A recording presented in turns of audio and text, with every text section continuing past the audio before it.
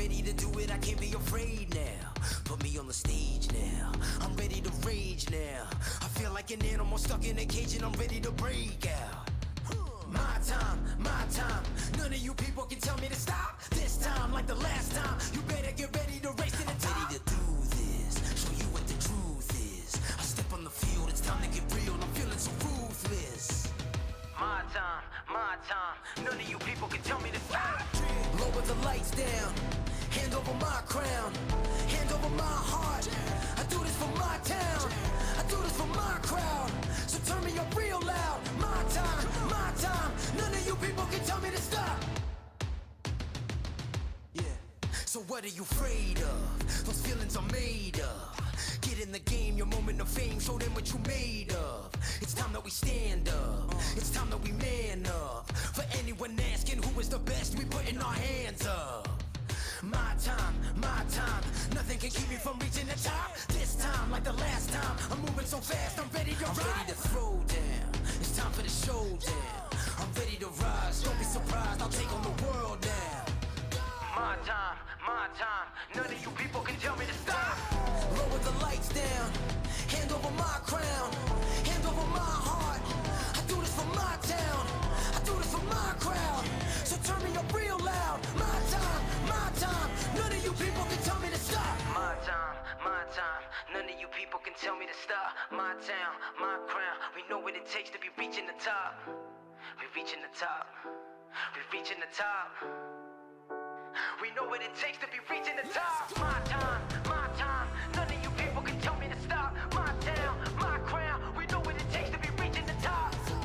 We reaching the top, we reaching the top. We know what it takes to be reaching the top. Lower the lights down, hand over my crown, hand over my heart. I do this for my town, I do this for my crowd. So turn me up real loud. My time, none of you people can tell me to stop. Turning the track up, I'll never go back down. Hand over my heart, I do this for my town, I do this for my crowd. So turn me up real loud. My time, none of you people can tell me to stop.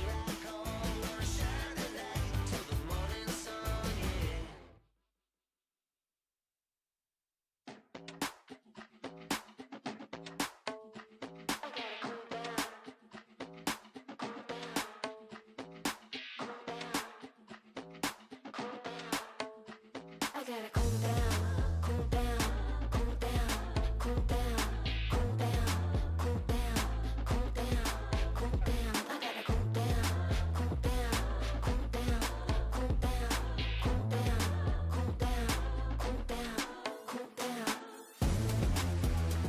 I'm too hot for this, I gotta cool down. I'm too hot for this, I gotta cool down. I'm too hot for this, I gotta cool down. I'm too hot for this, I gotta cool down. Pass me the fan, I gotta cool down. Hold on a minute, let me fix my crown. We the best here, yeah, there's no doubt. Wanna know how I do it? Let me break it down. Keep it moving to the top. Push it, never stop. Make it fun, make it pop. Hustle till you drop. Keep it moving to the top. Push it, never stop. Make it fun, make it pop. Hustle till you drop. I gotta cool down, cool down, cool down, cool down, cool down, cool down. I gotta cool down, cool down, cool down, cool down, cool down, cool down, cool down, cool down. I'm too hot for this, I gotta cool down.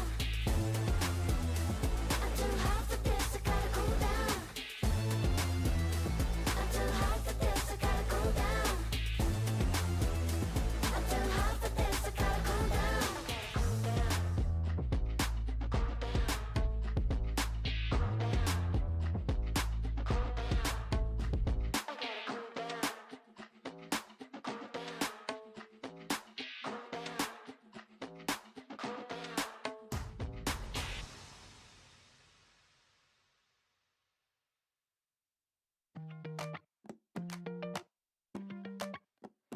We gon' dance all day, we gon' dance all night.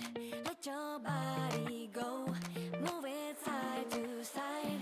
We gon' dance all day, we gon' dance all night. All we need is here and now. We say hi, we say hey. Throw your hands up, everyone. Yeah, we here to have some fun. We say hi, we say hey. Time to party, everyone, and it's only just begun. Hey, yeah, yeah, yeah, yeah. Hey, yeah, yeah, yeah. Hey, yeah, yeah, yeah, yeah. Hey, yeah, yeah, yeah.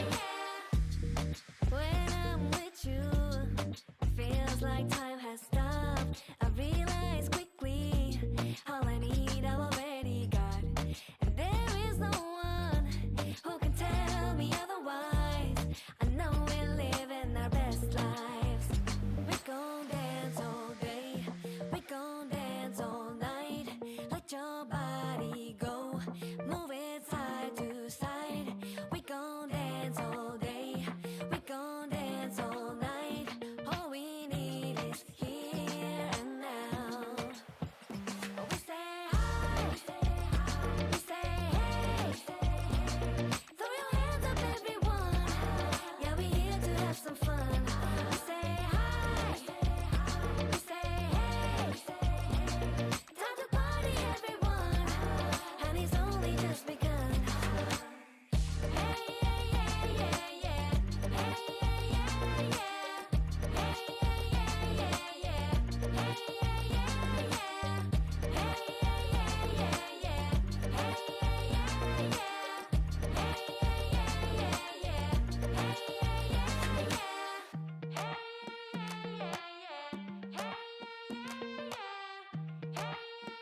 yeah, yeah.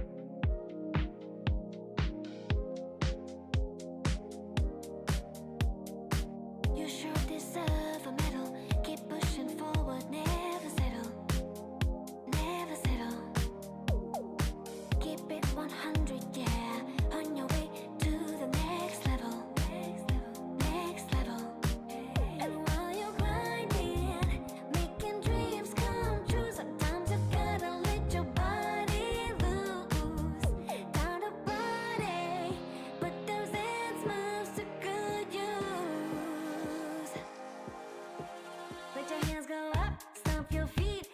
me see you kicking it back on the dance floor, on the dance floor.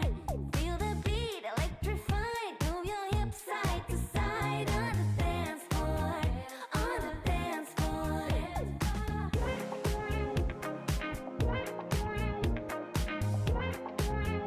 On the dance floor.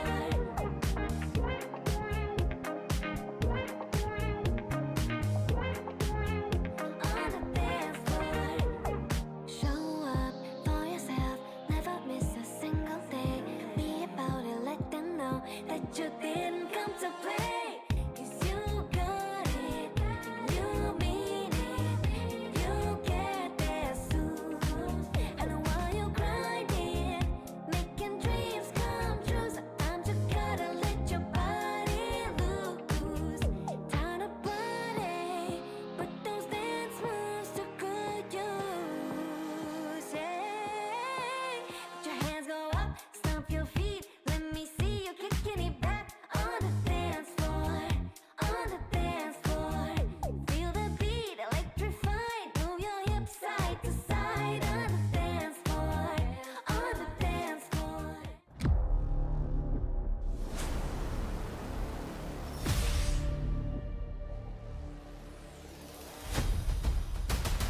I come direct if you come to my check. If my name in your mouth, better add your respect. Otherwise, pressure gon' be at your neck when I burn you like.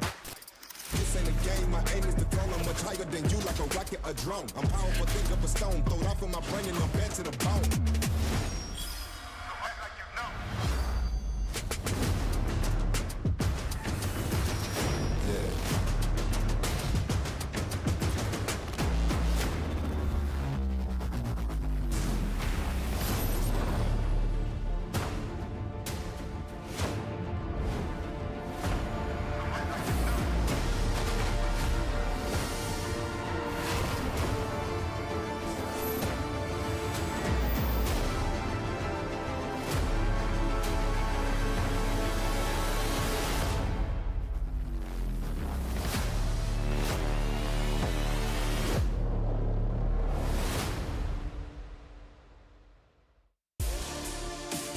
Hello, welcome everyone to another night of the Kart Rider Drift League. We are facing the very end of the round robin stage here for team matches. Just 3 matches left, and we'll be jumping right into those here in a second. Now, that does mean most of the kind of standings have been solidified, but we are going to be battling for seeding tonight. So let's actually jump right in and take a look at the standings so we can walk you through what's in store for tonight.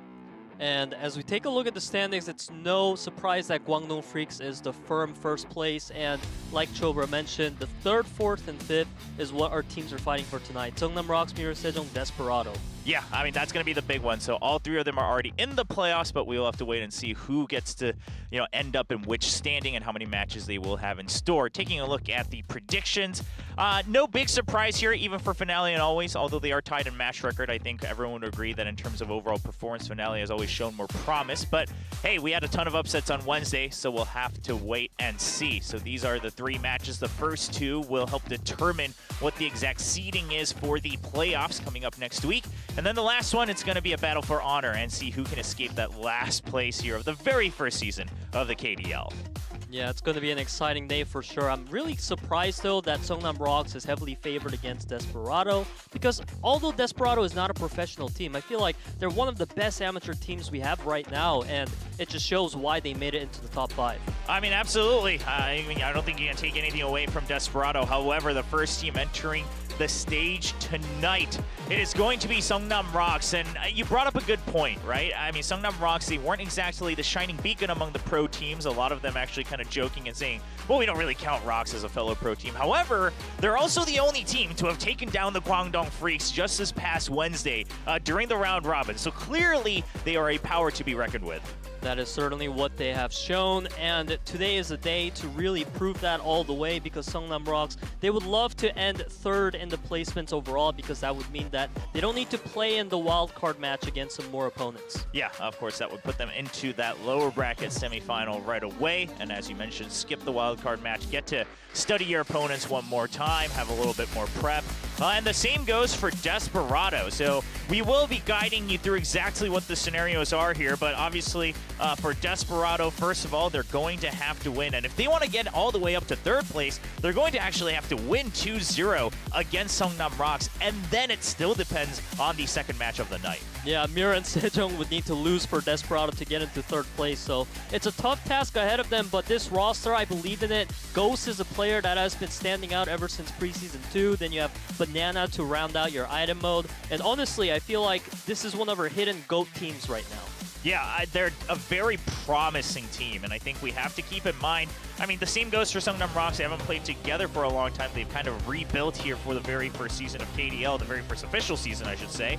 But Desperado, they're in the same boat, but with, less of that infrastructure, less of the support, and they've still been showing some very steady improvements, and they will have to face Seongnam ROX tonight to prove themselves. So, Seongnam ROX, I mean, they're waving that banner high, of course. They are the ones who broke the undefeated streak of the Kwangdong Freaks. Now they want to carry that momentum here for the last match. Looney especially standing out to me right now with his speed average ranked right in first. So he's going to be an absolute beacon to watch out for today in this matchup. And of course, their item mode has been stellar as well.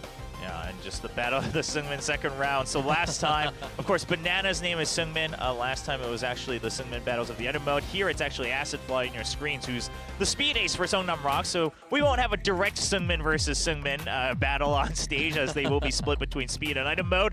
But it's still just a nice little nod to Desperado's previous little taunt there in the match they had just before. And Desperado, just as our producers are saying, they are crowned the strongest amateur team of our season, and they need to now look for their first win against the professional team in ROX. And if you take a look at the speed average rank here, you can see that Ghost and Striker, these two players will likely be going for that 1-2 today. Yeah, absolutely. And to me, I actually think it's Striker who really stands out. Funny that they both put in the same taunt. It looks like Seongnam ROX is kind of reading through what Desperado was going to prepare here. But Striker has really started to grow in his own, both in the team matches and the solo matches. His racing has become very consistent, and when he needs to, we've seen that he's able to pull off some of these stunts, the heroics that you need to be able to carry your team across the finish line. So having that extra support right behind Ghost should be a big benefit. We take a look at the speed track list here.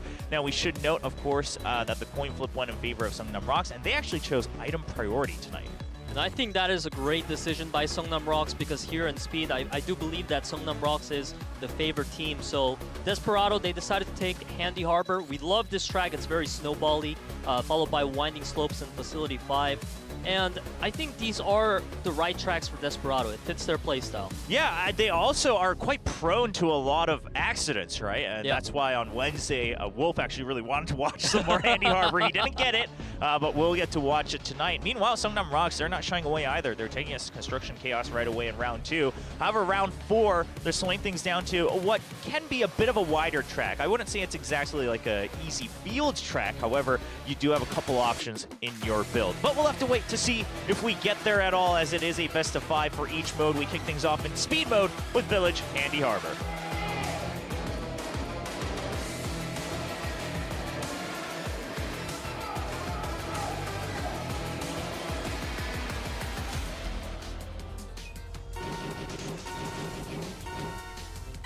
The race kicks off with Seongnam ROX in red and Desperado in blue, and right off the bat, quite a bit of congestion actually leaves Free Sky all the way far back in 8th place, not able to recover around the first corner. We'll see if he's able to do any sort of assistance later on during this race. Yeah, right now you can see Promise's role is to kind of just make sure that this 1-2 can be maintained for Desperado, but it seems like Navi's going to be able to find a way to pass. And Free Sky, he is still far behind, like you mentioned, Will.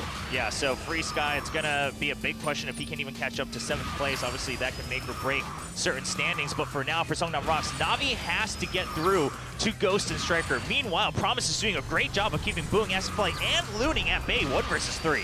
Yeah, Promise is absolutely standing out right now, and Navi, you can see him, he's weaving these lines extremely well, and he's getting that draft off Ghost right there. So now, with 1-2 being broken, ROX, it gives them a better shot. Yeah, Boom just passes by as well, so now neither team has a full advantage in these fights. Seongnam ROX actually taking the entire midfield. If Navi can just break through against Ghost once again, which he did at the end of lap 2, we'll see if he finds an opening. He should have a couple chances. Draft comes in now, goes on cooldown, so we'll have to wait until after the shortcut. Ooh, Navi got a collision there, but a great recovery nonetheless. And now you can see Boom is coming in, and Navi's trying to draft, but it's not going to work out, and it's all up to Boom right now. Can't catch up, though. The boost just not coming out in time, and it's going to be Desperado with a clean and steady 1-2 on Handy Harbor to take the lead.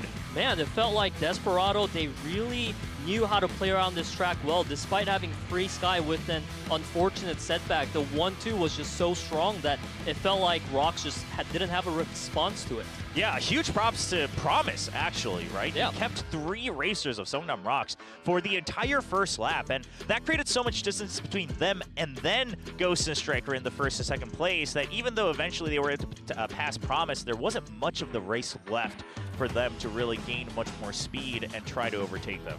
It's awesome to see Striker doing Striker things. Like you said, well, he has been having an amazing season so far, and if he can keep up this level of performance, you know, I would be scared if I was Seongnam ROX right now. Yeah, and he's also so confident. We've seen it every time he races on stage. See if he can keep that smile as we go up to round 2, though, as this is Seongnam ROX's choice of Desert Construction Chaos.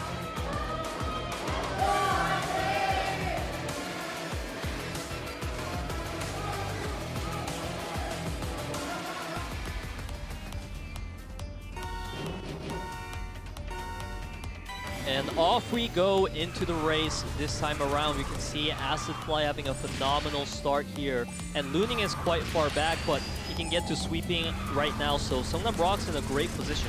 Yeah, Looning's also just one of those players who will find that opening, who has mastered his build so well, and even now he's constantly just pressuring to find one, slowly starting to creep up. Meanwhile, Promise still controlling that midfield for Desperado. However, this time, they can't sit on their laurels because they don't have the lead just yet here in lap 1.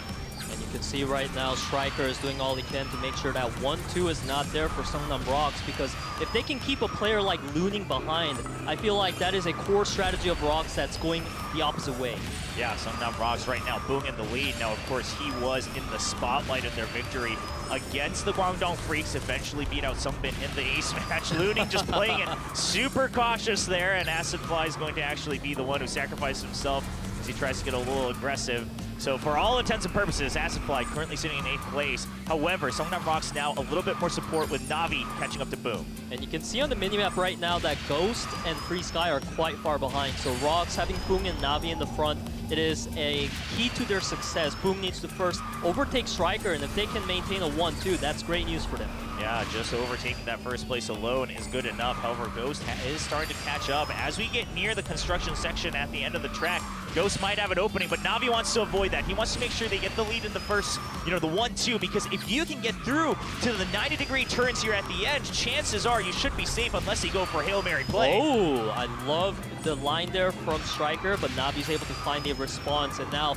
it's 1-2 in the back for ROX, and you can see Ghost really applying the pressure, but Navi is unaffected. Yeah, good recovery. Now Ghost, is he going to go for Hail Mary? No, he realizes all he can hope for is try to catch up and break the 1-2 here in the last jump. He does have a double team boost. He's going to use one before the jump. That should give him off the draft, and he should be able to chain it into a second one, but Navi actually absolutely just keeps up his speed off of the jump.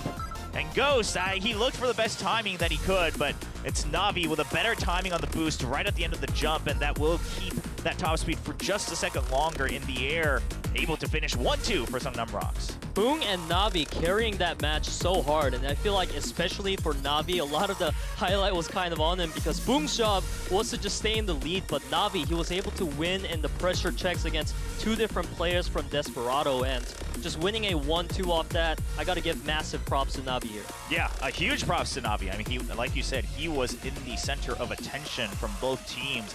He's able to carry that through. Boom, all he had to do was really just race fast, quick, and accurately, and he did all 3 of those. So we'll see, tied 1-1 now. Will this go the full 5 rounds already in speed mode? Or will one team start to run away with the score here? We return to Desperado's pick in round 3, and they have chosen to take us to Mine Winding Slopes.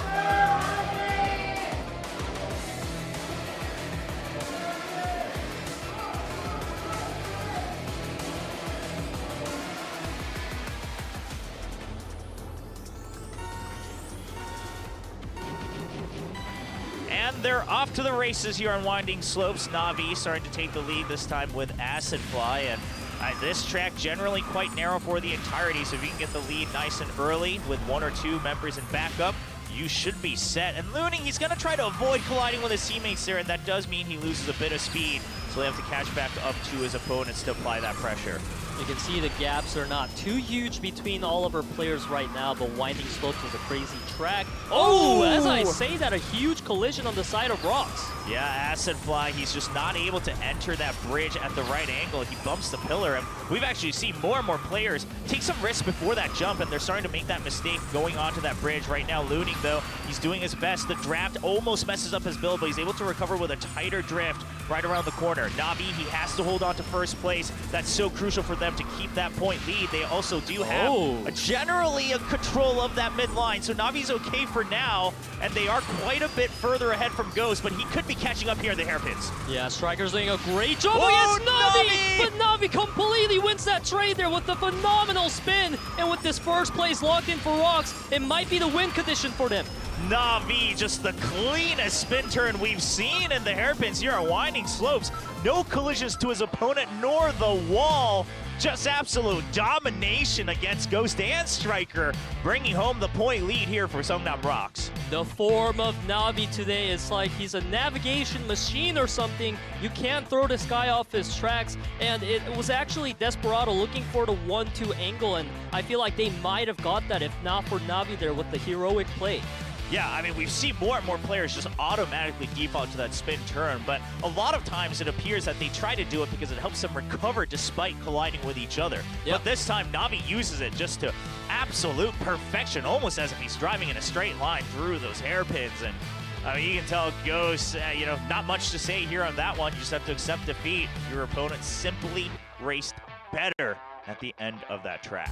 Seongnam ROX is definitely a team we look at being a really proficient team in speed, but today they're looking really scary with Na'Vi right now. 1 round win away from winning in speed set. Let's see what happens here in track 4, Mexico Touring round.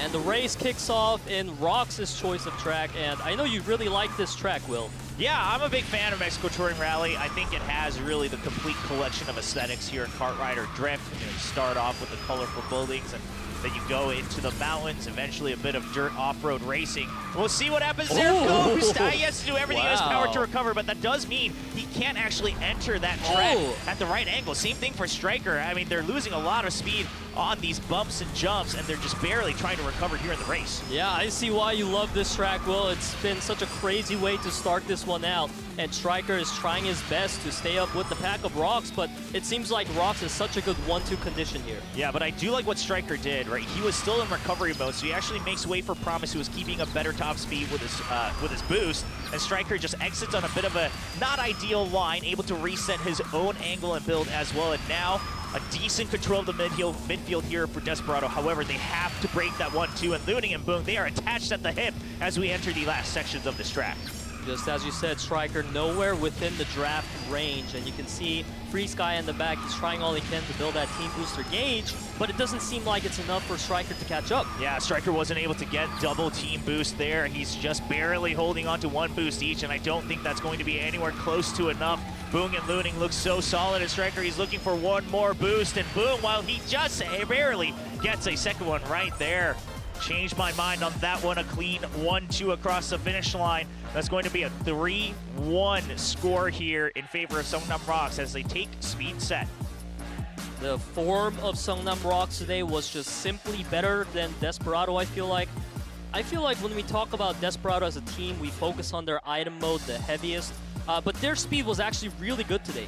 but just as you kept saying, Will, their opponents was just playing even better. Yeah, I mean, first of all, Seongnam ROX across the board, I think they looked very solid today. Acid Fly, he's actually been showing more and more promise as a bit of a hybrid type of player, or a bit of a sweeper type of player, I should say.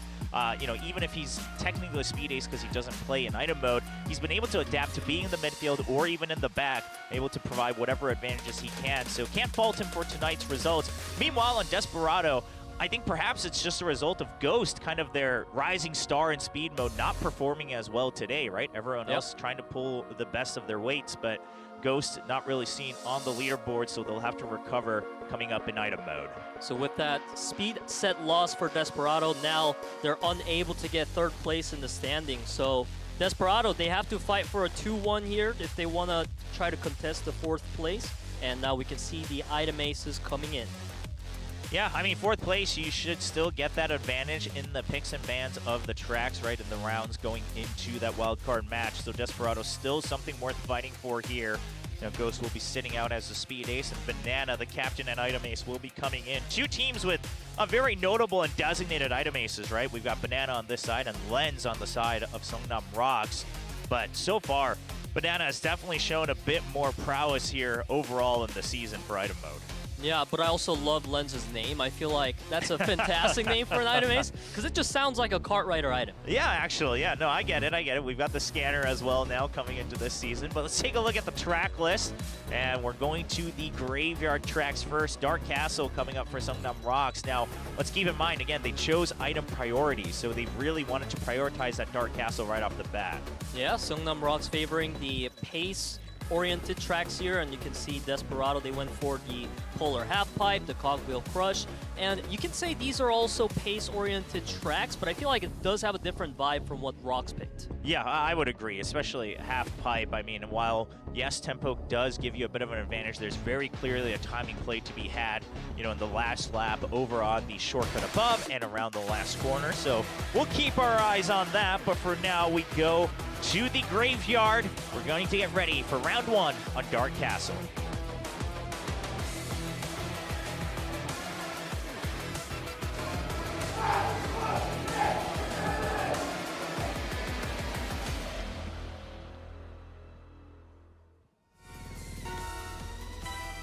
And they're off.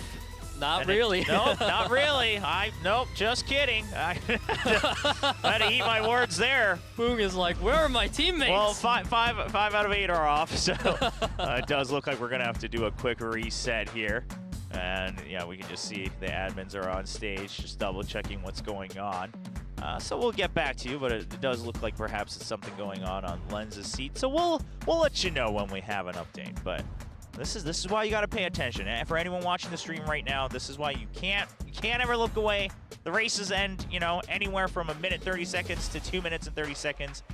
You have less than, what is that, 180 seconds to catch the full race of each track, right? That's how fast Kart Rider Drift is. Yeah, I mean, Kart Rider Drift is getting faster each season, and it seems like Lens is having an issue with his keyboard, which should be a quick fix, because if they can't resolve it, I mean, they just got to replace the keyboard, right?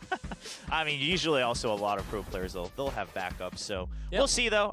Perhaps, ideally, it's just a quick plug and replug, but we'll let you know when we have solid updates. But we can talk a little bit more on some of the stats that we saw earlier, right? I mean, I think the biggest thing is Desperado, they have the most successful attacks, right? They have the most attack success rate here in item mode throughout the round robin stage so far. And that just goes to show that they're always being able to cycle through their items. I think that's the biggest thing, because, you know, your opponents could always have shields and you just wouldn't succeed. But if you're able to just constantly out-pressure them and double up on your attacks, that's going to work. However, I believe what we saw was that Seongnam ROX actually has the best defense rate against attacks as well. So a bit of a, you know, spear and shield type of battle as we see Banana just absolutely grooving out on stage. Yeah, well, I want to hear the comms, man. Yeah, what do you think he's singing? And also, do you think his teammates enjoy it or not? I mean, if you take a look at his teammates, they don't seem too entertained as much as we are right now. Yeah, Friska does not look too pleased, but he also looks like he's somewhat used to this. So I gotta imagine it's something that happens a bit in scrims. Len's still trying to figure something out here.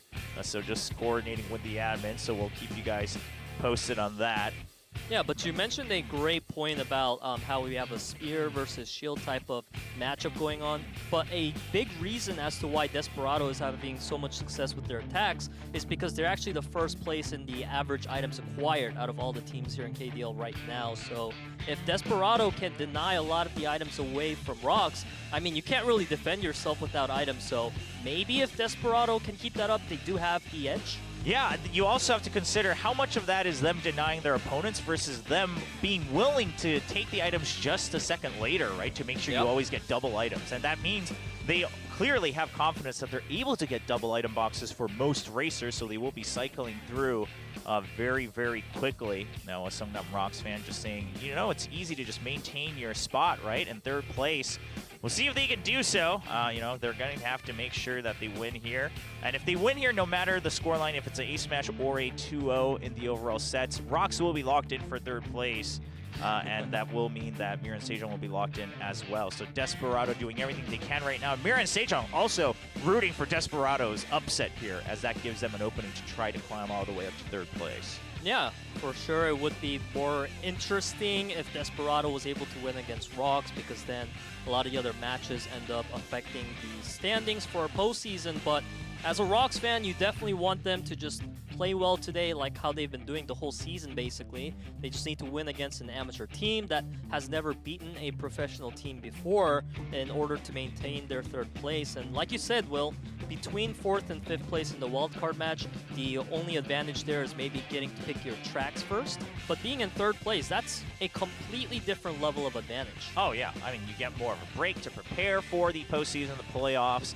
Obviously, you get to watch another match of your potential opponent that will be coming up from the wildcard match and things like that. I mean, you know, one less chance to be eliminated, so to speak. So tons of advantages there for 3rd place. That's the big one that Seongnam ROX is fighting for.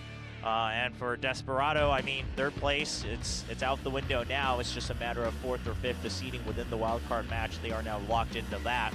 But in some ways, you know, they kind of have an indirect effect on who their opponent could potentially be as well, right? Because if they lose here, it's locked in for MIRAEN Sejong. But if they win here, they might have to reface against Seongnam ROX in the wildcard match as well. So still lots of possibilities. And it seems like we brought in a new keyboard to test if things are working. And based on Lens's expression there, it seemed like it was a bit like they didn't get the reaction they wanted, but like they brought in a new keyboard, so it's gotta work, right? Wow, I mean, we'll see. We'll see. Meanwhile, we do see a fan zooming in on the Korean casters. They have been able to get on stage now here for the very first official season of the KDL. And that's always a good time, right? Because even before that, as we were testing things out here in the KDL, of course, the Korean casters were also in a separate studio, but now able to interact with the Korean fans here. And hopefully one day we can interact with our global fans in a venue as well. Rock, paper, scissors. Oh, with some slaps, though. Listen, if I had to guess, Looning's the guy who does this all in friendly banter until you slap him just a bit too hard, and the next time he wins, he just completely puts you into orbit in the sky, right? I can see it in his face. He's just waiting for that chance to strike back. Yeah, you're right. I mean, I wouldn't want to be the guy to mess with Looning. He's great at kart rider drift, and even in real life, he looks like a fearsome man that you don't want to be on his bad side for. And our fans coming in for Desperado as well. This fan came prepared, yeah. They came with that extra battery, which is already down to 92%, so I don't know how long that sign's been on, but they are draining that power real quick. And, you know, ideally, the issue gets resolved soon, because I don't think they would have brought 2 batteries. I think just one is usually what most people will deal with. The fan definitely doesn't want their phone to dry out on them before the match can even end. And I love this new keyboard, though. The aesthetics of that, I've not seen one like that before. You know, keyboards are something that I always find very amusing and cool. You know, I have all the respect for people, you know, who have their own, basically, so to speak, designer keyboards. But I just do not have the patience to get my own, like, keycaps and do all that. Like, I've tried getting into switches as well, and I understand the differences, and I've tried different switches, but not enough for me to really be picky about it. Are you particular about your keyboards? No, my keyboard is from back in like 2010, and I just keep using it because my hands are used to it, you know? That's what matters to me. Heck yeah, I mean, that is the most important thing. For anyone, you know, even in kart rider drift, you know, if you're thinking like, well, you know, maybe if I got a better keyboard, I get better, you know, time trial scores. I'm just going to tell you right away, like, that's probably not the biggest thing you should change. You should probably just practice your build better. You know, it can matter at the top of the leaderboard, but you know, but it's cool to have, though. It's a nice way to express yourself. I've seen some crazy keyboards throughout my years, so I have all the respect for it. And I think they look good. I just don't have the patience for it. Look at those moves on the keyboard. He's just flying on them without even looking down on the keyboards. Now that's a serious gamer. Yeah, and this fan came all the way from Jeju Island, so they had to come by plane. Nice. Unless they took the boat and then the train, but I would imagine these days, you know, the planes aren't that expensive from Jeju, so I'd imagine they took the plane here. It sounds way more convenient, so I would pay the premium indeed for a plane rather, and like you said. It's also like less than an hour by plane, so, so I think, but still, it's a big commitment to come watch some KDL. Maybe one of these days we'll have a KDL event down in Jeju Island, like a finals or something. Ooh. You know, just throwing something out there for next on the list. You know, just putting it out there. But for now, we are ready for item mode between Seongnam ROX and Desperado on Graveyard Dark Castle.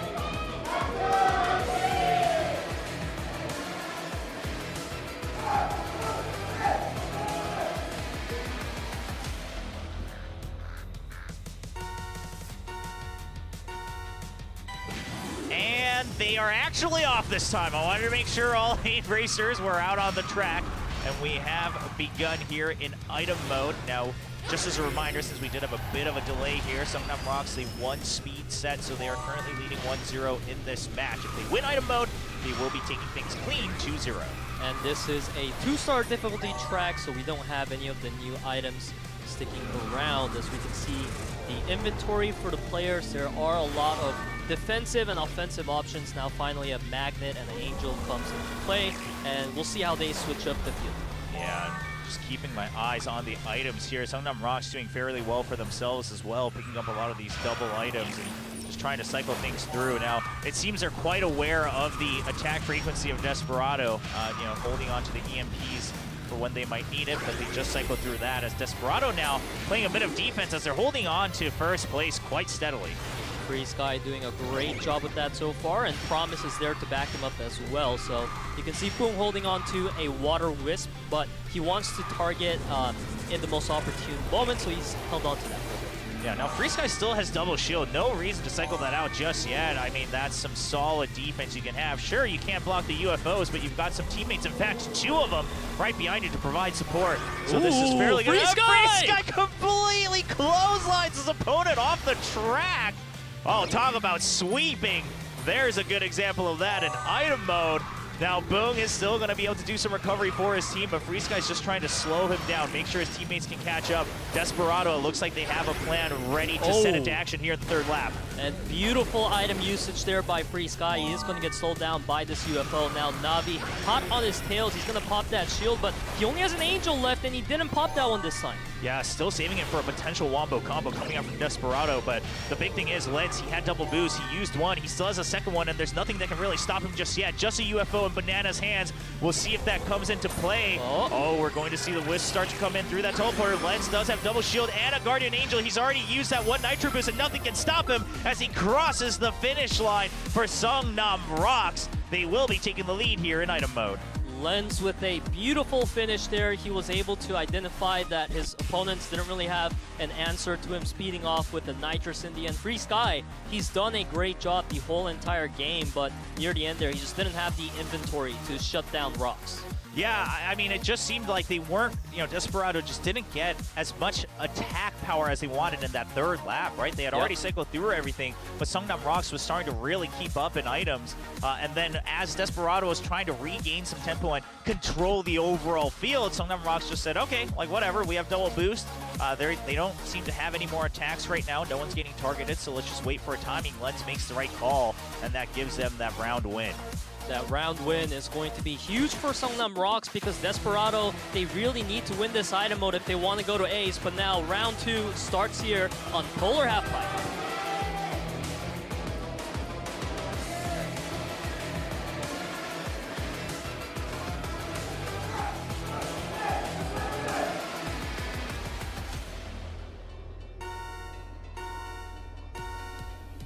And we get into the track. This is a 2-star difficulty level, so we are not going to have those crazy items, and we're going to see a lot of usage of water bombs, I would assume.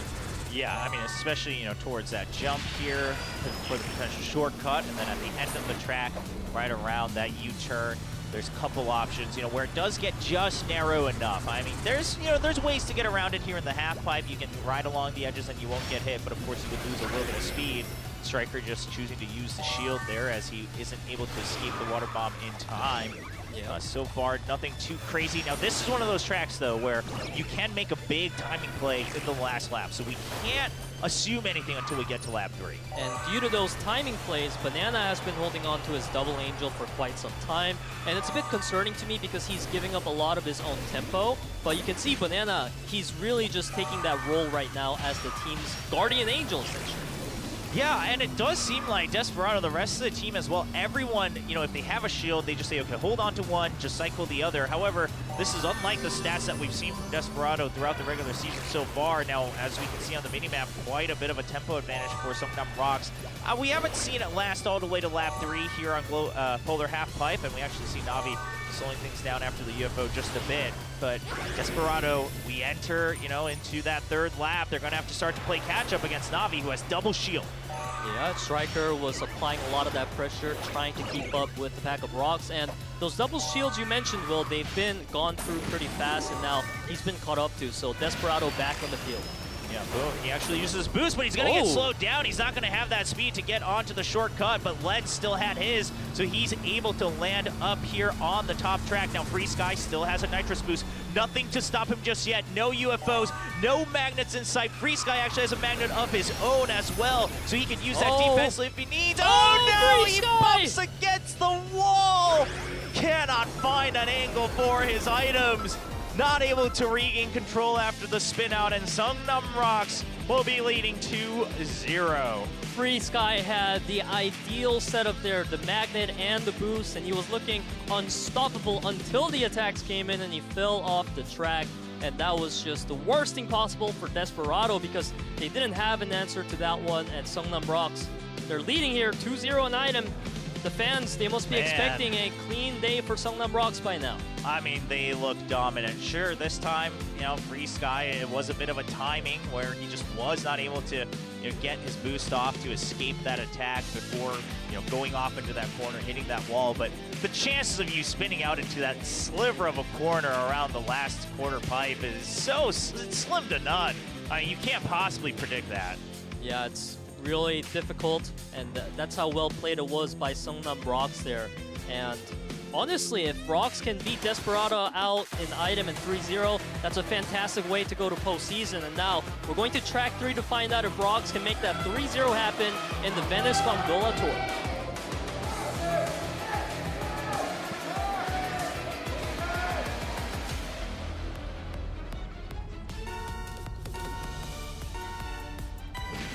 Potential match point for Seongnam ROX, continuing to race in red against Desperado in blue. Desperado, in fact, quite desperate to try to get a round win here to try to take us to an ace match.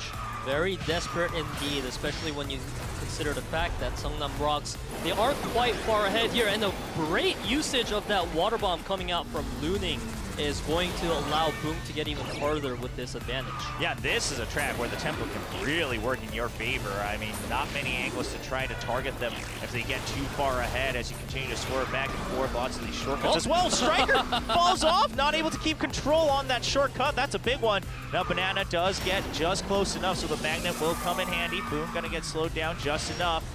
But Banana now close by, so Boom, he's going to have to keep up his attention to try to make sure he can avoid attacks. Great sirens here from Promise. Yeah, that was indeed a sick siren. And Banana's a player that loves to be that player to come into the finish line first on a track like Venice Gondola Tour. So you can see him really competing with Boom, but the distance is quite far. He has the missile there, but Boom does have double shield. Yeah, you got to force those shields out, though, and you got to do it right after you pass some of these items so that they can't recycle. So right now, Boom, just a bit vulnerable. Still has one shield in store, though, and he should be restocking it. There it is. Now, it's an EMP. In some ways, that makes it a bit more difficult for Desperado as well. But the Banana's going to get slowed down by the UFO there, and Seems right now that Desperado's in quite a good spot. They just need to protect Banana, but they don't have an Angel. Yeah, Navi, he might just be looking to try to end things in a speed fashion, but he's going to get slowed down by that Wisp, and Banana cycles through his shield, gets another one for his troubles as he enters the last sections of this track. Another shield, and Banana and Navi not able to get the block onto Free Sky, and his teammates all just getting stopped with these Wisps, and Striker just keeping everyone tied up in chains with the Siren. Banana, it does not matter that he's been UFO'd, he is so far ahead here in the ending of the second lap, finally putting a point on the board for item mode. Yep, Desperado finally finding a response here in round number 3.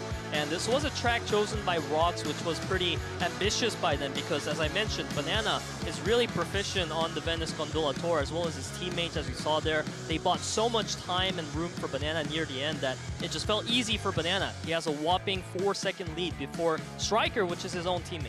Yeah, I mean, he was set up for absolute success.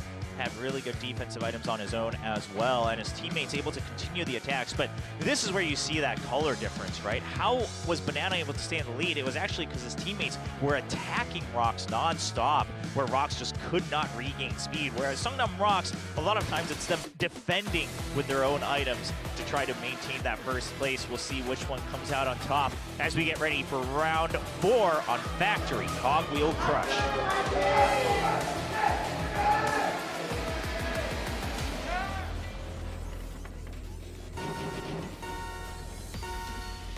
Desperado, their backs are still against the wall. This is still match point for Seongnam ROX. If they win this track, we won't have an ace match, and ROX will keep their 3rd place in standings. Yeah, Boom just trying to do as much damage as possible with that one Siren early on. You know, he'll get a double hit, but not up to a triple as it ends just a second early.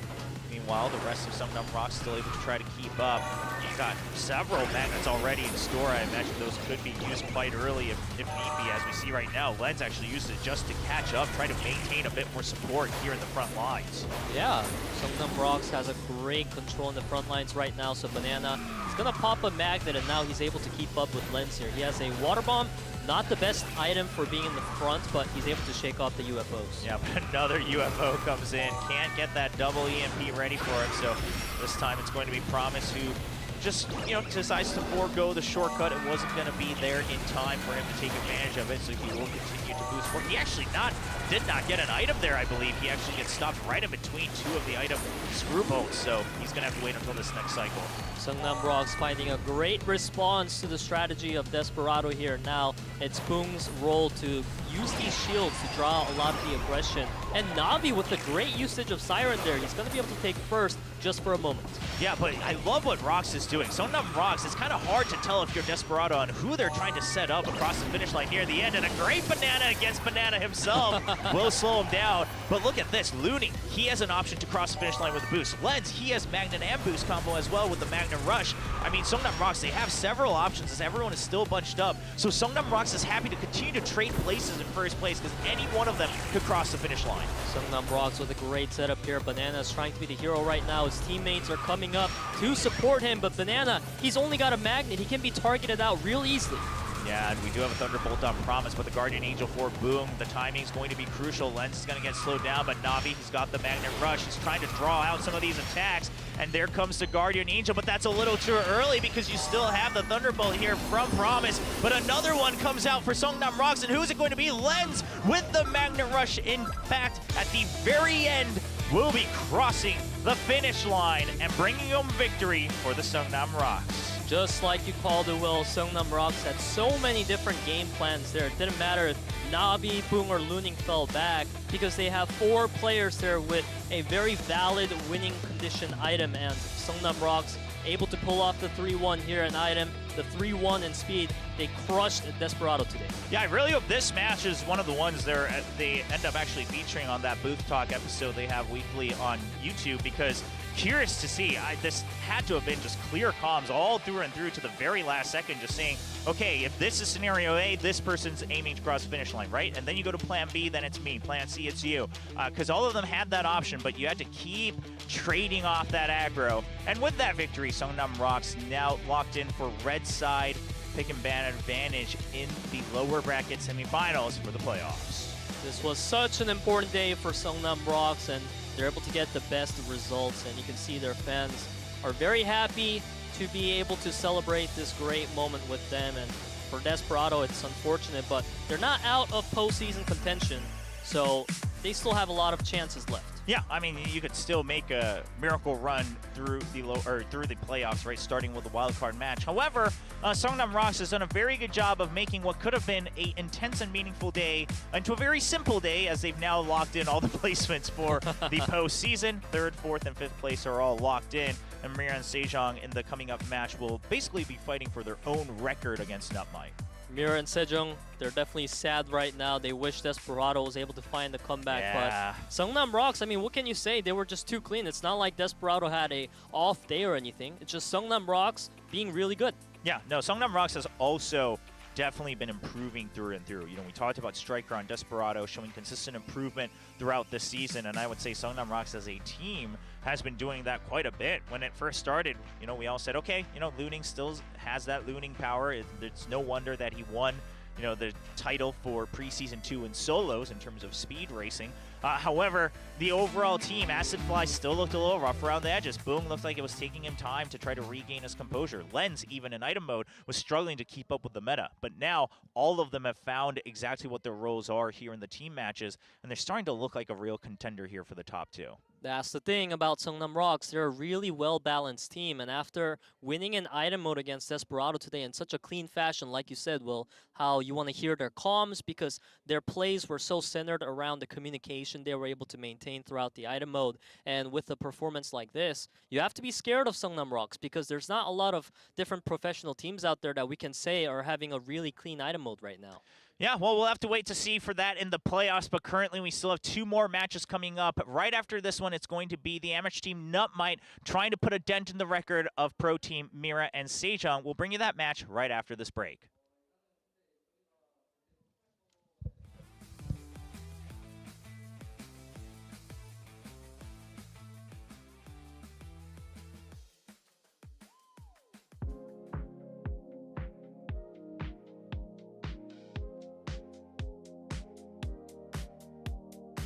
You sure deserve a medal. Keep pushing forward, never settle. Never settle. Keep it 100, yeah. On your way to the next level. Next level. And while you're grinding, making dreams come true. Sometimes you gotta let your body loose. Time to party, but those dance moves to good use. Let your hands go up, stomp your feet. Let me see you kicking it back on the dance floor. On the dance floor. Feel the beat, electrified. Move your hips side to side on the dance floor. On the dance floor.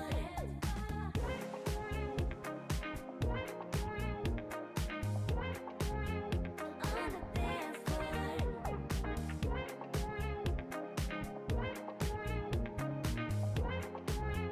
On the dance floor.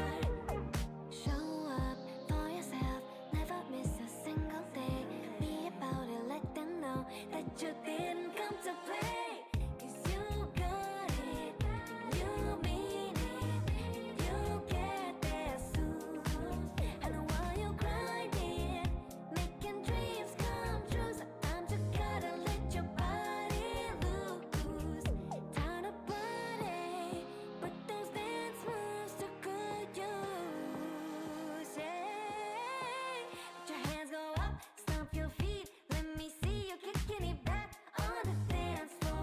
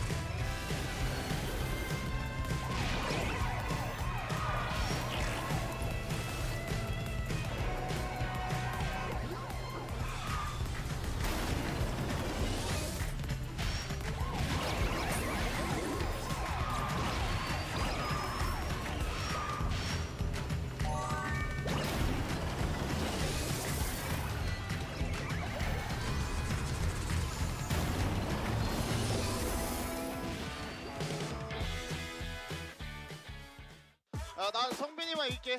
난 유창현. 난 쿨.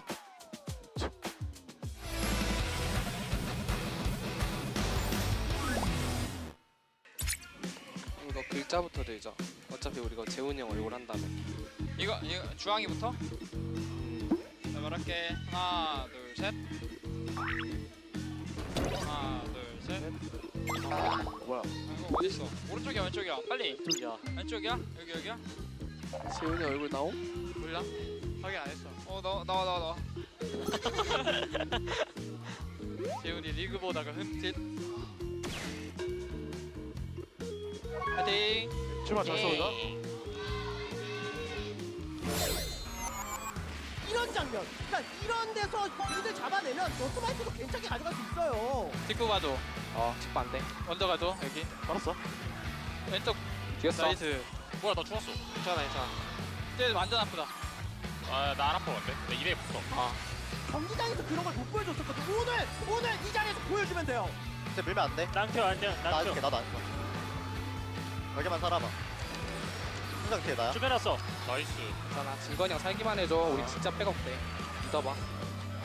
직구만 봐줘. 직구 없어 일단. 직구가 다. 직구가. 막아놨어. 죽였어. 나이스. 손이 좋아. 자 아웃 해줄게 의지야. 잡아놨어. 나왔어. 밀고. 막았어. 얘 터지? 서도 의지야. 내가 쓸게. 직구 꽂아봐. 일단 멀어. 일단 멀어. 뒷구 막아줄게. 막아줘. 생각. 한다. 이게 나야. 나이스. 나이스. 병이야. 좋아. 안 지는 이유가 질 것 같으면 4명 중에 한 명이 갑자기 나타나서 팀을 멱살 잡고 캐리를 해버립니다. 슈퍼 플레이가 계속 나오거든요. 상대 러너를 먼저 저격해놓고 수비를 끝내는 움직임이 넓은 트랙에서도 방금 수비팀이 나올 수 있다는 점입니다. 직구 조심. 나 죽었어. 일단 여기 갈게. 나가. 나왔어. 나 안 탈게. 되게 딸고 났어. 이거를 이런 식으로 상대에게 기회를 아예 안 준다 이런 경우는 거의 없거든요. 살짝 딸보다 이거. 나 3 맞았다. 아직도 저기까지 오는지도 참 진짜 대단한 것 같고요. 까비. 깃발 잡아놨어. 나 짧아. 저기 봐. 나 딸부야. 너 가야 돼. 이미 갔습니다. 이미 월드와 성명은 이렇게 갔습니다. 비껴서 나오는 거야 막혔네. 그것마저 예상을 하고 다 막았어야지. 아니 근데 그게 스컬링이었어. 커서 못 피함. 아니야. 피야. 파이팅.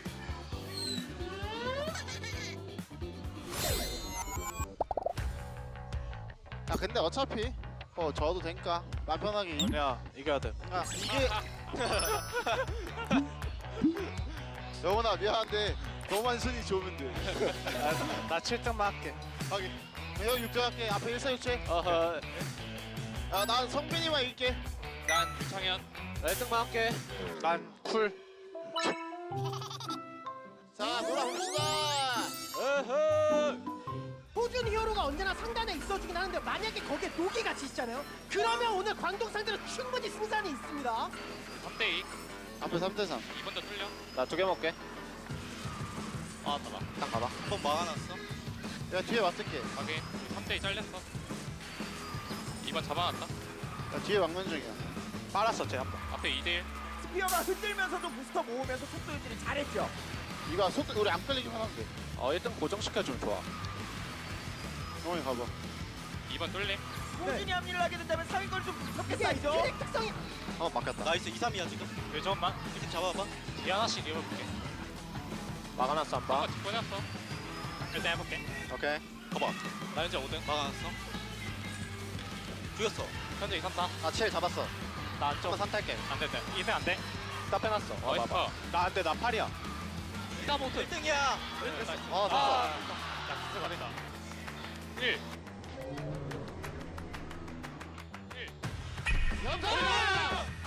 나이스. 잘한다. 뭐야? 아니, 네가 스탑했잖아. 걔가 부스터가 없었어. 걔도 부스트 없었는데 나랑 영준이랑 드래프트 같이 빨려가지고 앞에 다 잡았어.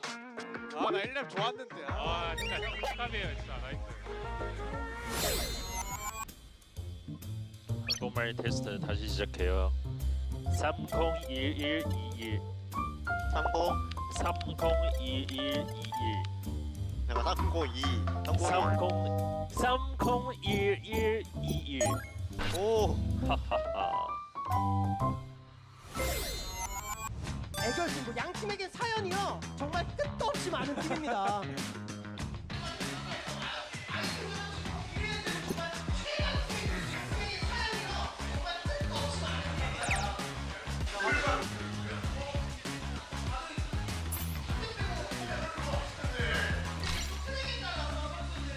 애결 누가 나가나요? 나랑 다원이랑 얘기하려고 그랬었는데 다원이가 이 맵 이스트림이라는 거야. 근데 다원이가 제가 할게요. 바로. 알겸? 그래. 그때 좋은 기억 살려서 가보자고. 아니 그냥 내가 제일 좋은 거 같아서 컨디션. 오케이 맞아 너 오늘 맞아요. 끝나잖아. 궁금합니다. 히어로와 월드가 나옵니다.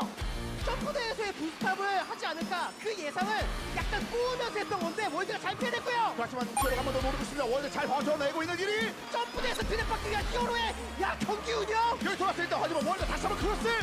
이거 약간 보이거든요 히어로. 점프 뛸때 드랩 받으면서 역전 한번 불빠지네요. 감독입니다. 과연 하지만 월드가 지고 갑니다. 판독 월드.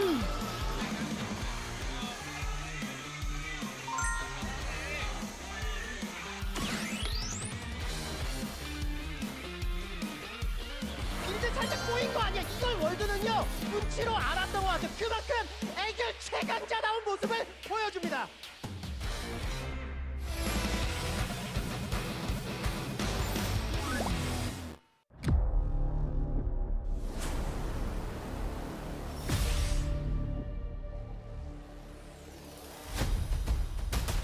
I come direct if it come to my check. If my name in your mouth, better add your respect. Otherwise, pressure gon' be at your neck when I bun you like. This ain't a game, my aim is the throne. I'm much higher than you, like a rocket, a drone. I'm powerful, think of a stone. Throw it off in my brain and I'm bad to the bone.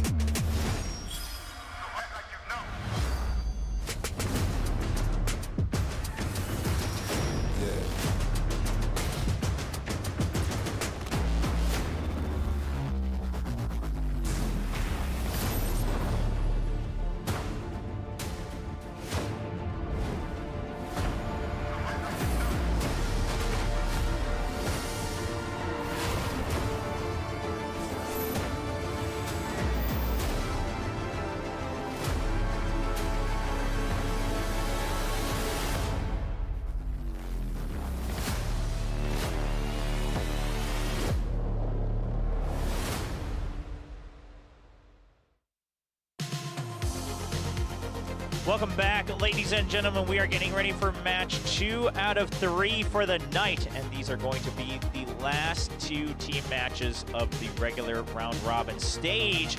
Next up, it's going to be NUTMITE versus MIRAEN Sejong. NUTMITE enters the stage first.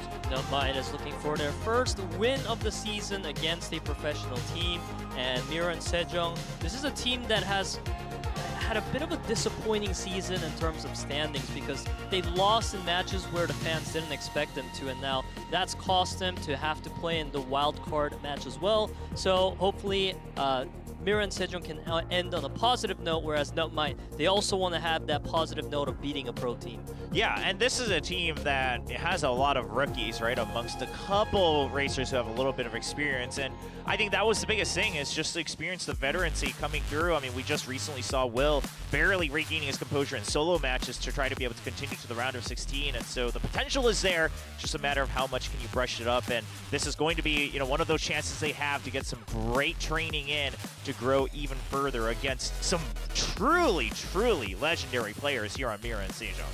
It is just a 4-man roster of the best here in Cartwrighter, and you can see as they were walking in, they haven't lost their confidence, and honestly, they have no reason to, because the fact that they still have made it to the postseason despite dropping some games means that they still have the chances to play more, and that's all that matters if you have skilled players, because they will perform when it matters.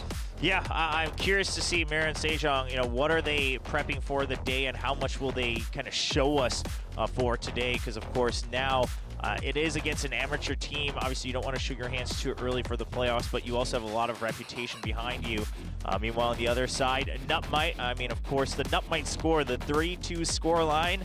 This brand is famous for that in all the kart rider tournaments they've been in, and they've been continuing the trend quite consistently here at the KDL as well. And you can see in the speed average ranks that Will and Wave are going to be the frontliners usually for the team, so we need to watch out for them. And NUTMITE is saying always is greater than Finale, and wait, I'm not sure if it's greater. I'm a bit No, confused. I think it's just, yeah, whoever is beating them in that order. It's also a meme on, there's a rap song where people keep adding on like different names in Korea. Of prides of Korea, and then you add your name and you say let's go at the end. And so I think they're just trying to do a little play on that in terms of the overall amateur team ordering there, and maybe taking a little jab at Always and Finale, because they do have to play next, right? Try to see who's better on the final scoreboard. But meanwhile, it's going to be MIRAEN and Sejong on the stage. Now, something we should really note, and we've been trying to highlight for everyone at home, is that they have been getting better and better at item mode, right? I mean, clearly legendary players in terms of speed mode, but item mode is actually where they've been the most consistent. They're currently on a 15-round win streak, 15 tracks in a row where they have not dropped a single track of item mode. That is very impressive for MIRAEN and Sejong. It has been the ace matches where they've been struggling, but today they just wish some well wishes for their opponent, NUTMITE. As we can see now, the tracks for speed, we see that NUTMITE got the coin flip win, and they chose item priority. So it allowed MIRAEN and Sejong to pick up Glacier Extreme Stadium, Terracotta Twister, as well as the Construction Chaos. And these are the tracks that I like to think of as the confident teams really favoring these in speed. You know, I like to look at these tracks and say they are the most boring tracks to see on a pick-up ban, all right? You can just pick out anyone on the stream. What do you think the track draft will look like? And they probably tell you Extreme Stadium, Terracotta Twister, Construction Chaos. Yep. But it's the same thing that we're trying to tell everyone here. It's a safe bet if you think you're just the better team in terms of overall racing. Meanwhile, we do have NUTMITE taking us to 2 WKC tracks. So, Mexico Touring Rally, like we saw in the previous match, not as open as a lot of the other WKC tracks, but still a relatively wide pathways throughout, so we'll see what they have prepared. But first up, it's going to be the bread and butter of MIRAEN and Sejong. It's Glacier Extreme Stadium.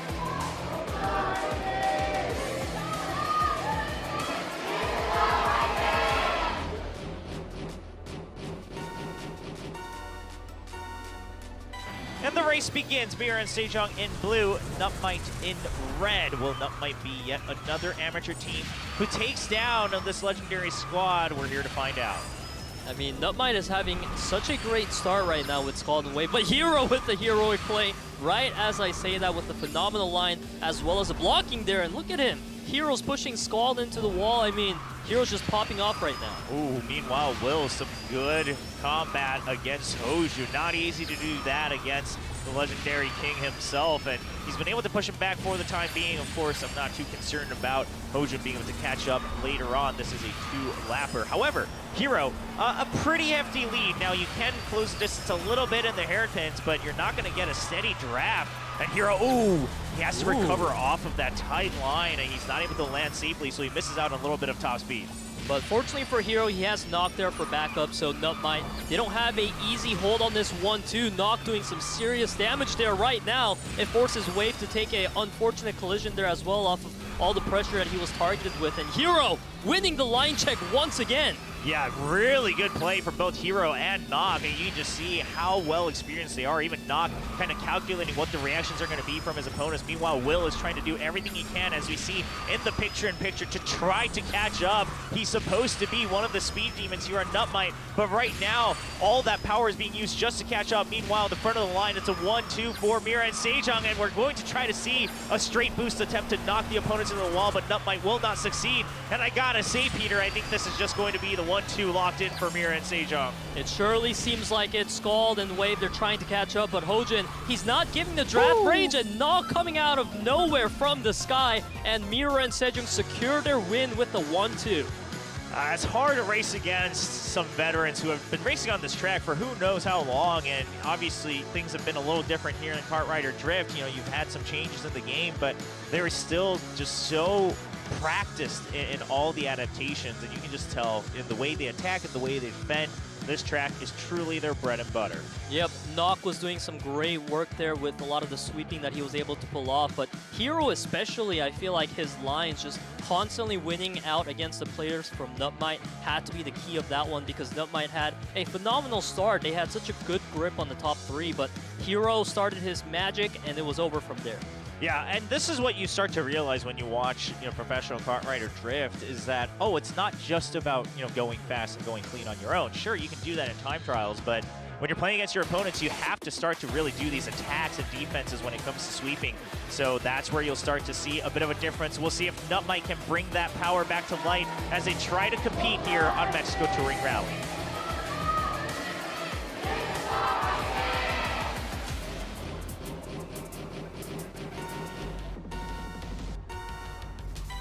Go off into Mexico Touring Rally, which is a track chosen by NUTMITE themselves. And right now, MIRAEN Sejong applying some pressure on their opponents with a 1-0 score. And you can see even Guard having such a great start that NUTMITE, they're trying to catch up.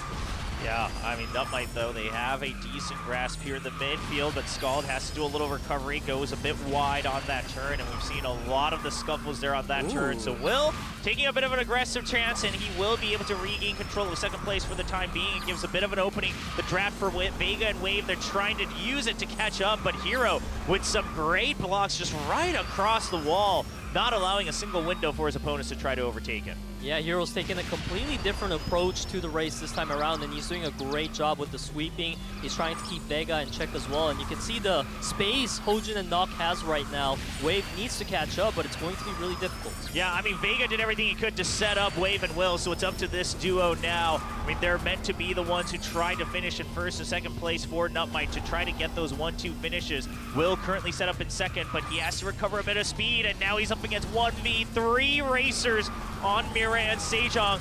A tall order to ask for such a young player, and he's doing everything he can to try to keep NUTMITE in contention. Yeah, that was a great dodge on the attempt from Hero to block out Will there, and now he's in contention, at least blocking out this 1-2 for his team. In fact, Will is going to try to take the first place. He is maintaining it against Nock, and NUTMITE off that play from Will is able to secure win in speed round 2. Against all odds, the absolute young star Will rises up to bring home a round win for NUTMITE, and that was the only way they were going to win that track, was him overtaking first place, and he accepts the mission and he accomplishes it with absolute success. Overtakes Nock right there before the finish line, uses the draft right around the final corner, and he's able to get a better top speed. The key point of that match was, as we were watching Will really try to fight for that first spot, on the minimap his teammates were actually close by, so the chance of a comeback was there, and it was Will who enabled that to happen, essentially. And I can't believe that NUTMITE is having such a great performance here already on track 2. I mean, this alone, this is something they have to use to keep their heads high, right? I mean, sure, your season is all but over. I mean, this is going to be your last match. You are knocked out of playoff contention, but whatever rounds you can get against MIRAEN Sejong, the more you can prove against a team like that, the brighter your future may be in future seasons of KDL as we get ready for round 3 on Terracotta Twister.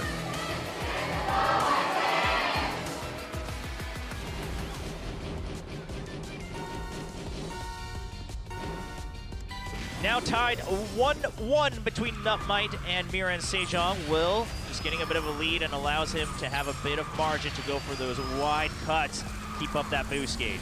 Yep, definitely the beginning part of Terracotta Twister is a place you don't want to fall too behind on, as we see some crazy collisions happening right off the bat, and you can see the 1-2-3 really getting a lot of distance off that. Yeah, and that just puts all the pressure on Will once again. He has to make sure, I mean, he can be in second place, but he can't lose sight of first place, and it's going to be a bit tough as Hero starts to put the pressure on as we enter the tomb. Will goes for the inner line. He completely knocks Nock into the wall, and he overtakes entirely. Scald also falls off a little bit, though, but Guard also not able to recover as he tries to push Vega out. So many aggressive plays across the board, but the real victor here for the time being is going to be Will, who has such a massive lead in first place. Will putting MIRAEN Sejong in absolute disarray in that first lap, and as we head into the second lap, Will is still holding on to that first place strongly. However, MIRAEN Sejong with this 2-3-4, as long as they hold it, they're still winning. Yeah, and Hero and Hojin, look at them trading back and forth with these drafts. They're starting to catch up to Will. He feels the pressure, and it's going to be Hero and Hojin. I mean, two legendary players from Kartrider League now putting the pressure on a youngster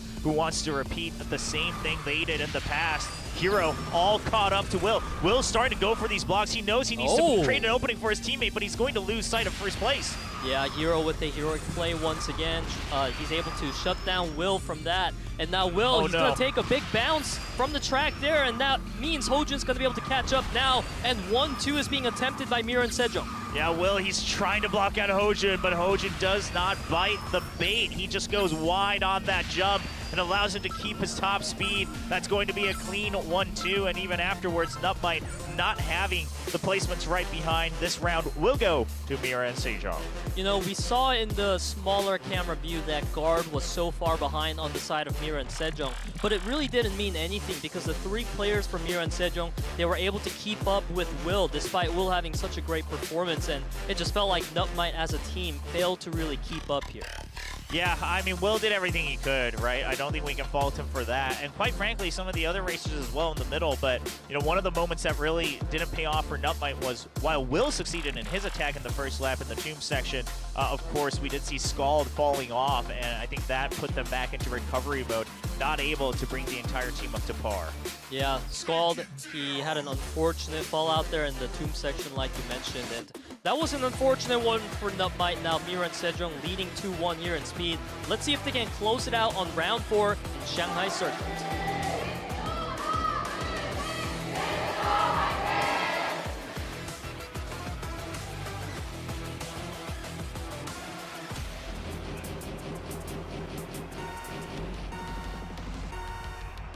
And off we go into the track chosen by NUTMITE. The last time we were on this WKC track, NUTMITE showed us some great moves, and we can see that being reflected by Vega. They're going for an aggressive sweep, but unfortunately he's going to pay the price for it. Yeah, it was a bit very aggressive. I mean, a little overzealous, I would say.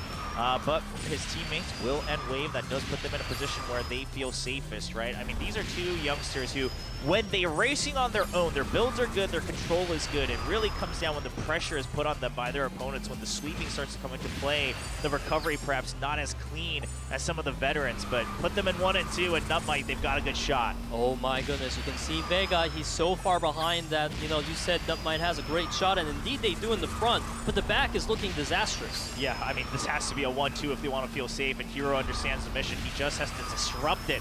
I mean, at the very least, even if he doesn't get first place, he just has to make sure they don't keep the 1 and 2. Just put the pressure on right in between. That gives time for Hojin to try to catch up around these shortcuts as well. That is what's happening right now. As you can see in Hero, he's able to win the trades once again, and now with Hojin showing up as well, the job for Wave and Will has become even harder. Scald and Vega, they're trying to catch up, but nowhere close. Oh, Will tried to go for a stop, but it's not going to pay off, so Nock catching up even closer. Will be able to recover for the time being to contest for 2 and 3, but that's not what they need. They need to catch up to first, and Nock has put so much pressure that they just can't regain their top speed to catch up to Hero. Hero's so far ahead. The rear end is trying to be brought up as well, but it's not going to be enough. Wave just trying to crash into every single member he can find. He will not connect, and MIRAEN Sejong will take speed mode to 3-1. That was an unfortunate performance there from NUTMITE. Will has been doing well this whole entire time on speed, but it just felt like his support wasn't there whenever he needed it. A crucial mistake coming out from the members of NUTMITE, setting them far behind members of MIRAEN Sejong, who made way less mistakes. And you can see that being reflected. Hero there, able to capitalize off his recoveries every single time. Yeah, I mean, sure, MIRAEN Sejong, they've lost to a couple of the amateur teams prior, right, including their opening match against Always, all the way going to the ace match. However, you have to remember what kind of experience this 4-man squad has. I mean, they have perhaps the most years actually combined under their belt if we want to take a look at overall roster repertoire. So, you know, you can't fault NUTMITE for the performance they had. I mean, this is clearly a big gap in veterancy, and we can just hope that the shining stars of NUTMITE, they continue to brush up and return in the future seasons. I would love to see that continued growth. However, it's not over just yet. They can still win the match if they're able to take us to an ace match, and Snoopy will be at the helm for that as the item ace for NUTMITE. We're now here in item mode, where you mentioned earlier, Will, that MIRAEN Sejong, they're on a 15-round winning streak. That's ridiculous. So if NUTMITE can break that, even if they don't win the whole entire day, they have something to feel good about. That is true. I mean, 15 rounds, that is 5 matches where MIRAEN Sejong has not dropped a single item track. I mean, that is insane when you consider the fact that you have to really strategically play the numbers in item mode, right? I mean, you have to kind of fight the game itself to get an advantage, and they figured it out. I mean, they figured out the algorithm here in some way or another, so we'll see if it continues today as we take a look at item priority from NUTMITE.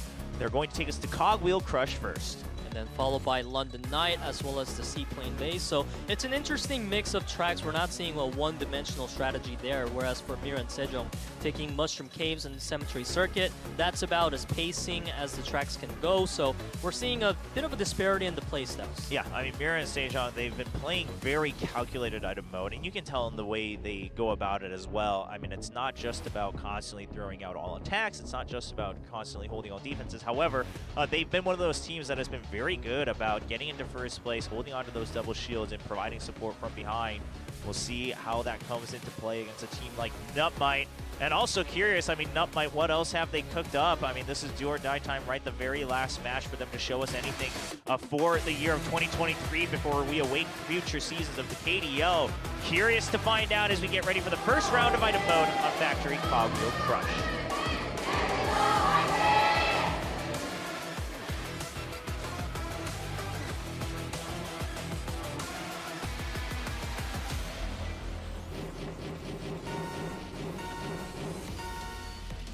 Item mode begins. MIRAEN Sejong currently leading the match with a speed set win. We see if they continue their win streak of item mode here tonight. And we can see right off the bat that this is a 3-star difficulty track thanks to the sirens blasting loudly for us to hear. And Hojin, he's trying to build a distance for himself right off the bat. He's got the shields, and there's no angels from his team just yet, so NUTMITE, they need to use that now. Yeah, but not much to really try to catch up to Hojin right now, right? We don't see, you know, any of the UFOs or anything like that. Meanwhile, Wave is going to be able to catch up off of his own items, though, so he's going to start to try to put some pressure back onto MIRAEN Sejong, but it's not going to last for too long. You can already see in the play styles of MIRAEN Sejong that when they go for these items, they're not just focusing on grabbing their items, they're also trying to deny their opponents, which is why maybe we're seeing so much success from MIRAEN Sejong in the item mode. And Scald off the shortcut here is going to be able to magnet onto his teammate as well, but that Water Wisp is going to crush his momentum. Yeah, he's going to have to regain all of that, not able to take the shortcut either, so Guard continuing to be far ahead in first place. Even shields the Thunderbolt, just gives him even further range. He will eventually get rocketed and UFO'd, but another shield in stock to try to delay any further attacks. Seems like Guard is trying to stay in the lead. Wave, he doesn't have an item. Fortunately, a UFO does come out, so Wave has a better shot here, but Hojin, with the recovery, he's got an angel of his own as well. Yeah, oh, and the banana landing right on top of Wave. He's going to get delayed a bit further. Now we have to take a look at the items as we start to near the end of the second lap. Nock does have double boost, and it looks like he has all intention to save that for the end. They might just go for a straight speed win here in item mode as he also sweeps Snoopy right into the column. Fortunately, Snoopy does have a magnet in his belt as we see a sick water bomb coming out from Guard. Now MIRAEN Sejong hugely in the lead. Nock, he's got double nitro still. And look at Guard sweeping against Scald, who's just trying to catch up. Scald, he's trying to get the instant boost. He does have a magnet ready to go. Oh, but he can't enter the pipeline in time. He's not going to be able to find that angle at the timing he wants. Nock currently a shield and a boost, and the magnet for Hero as well. So Hero eats some aggro. Nock's able to continue maintaining his top speed, and it will put him into first place, giving MIRAEN Sejong their 16th round win consecutive here in item mode. MIRAEN Sejong looking absolutely unstoppable before the postseason. Earlier, we got to look at Seongnam ROX's item mode gameplay, and we were like, dang, this is a really good team in item, but MIRAEN Sejong, this might be the team to one-up them, especially if they go undefeated here today. It also just seems like MIRAEN Sejong, and perhaps, you know, the stats tell us the entire story as well because they're currently on such a ridiculous win streak for item mode, but it just never feels like it's out of their control, right? No matter what kind of revolutionary items their opponents are able to pick up, they always have not just a plan B, but a plan C and D as well. And so the communication, the overall big picture plan, everything laid out from the start for MIRAEN Sejong, I'm curious to see how far they can take this because the opponents have to start to figure out just a crack in the armor here. Yeah, and that was NUTMITE's choice of track, given that NUTMITE went for the item priority, but it's not looking so good because round 2 track is chosen by MIRAEN Sejong. Let's see who gets the upper hand in this one here in Forest Mushroom Caves.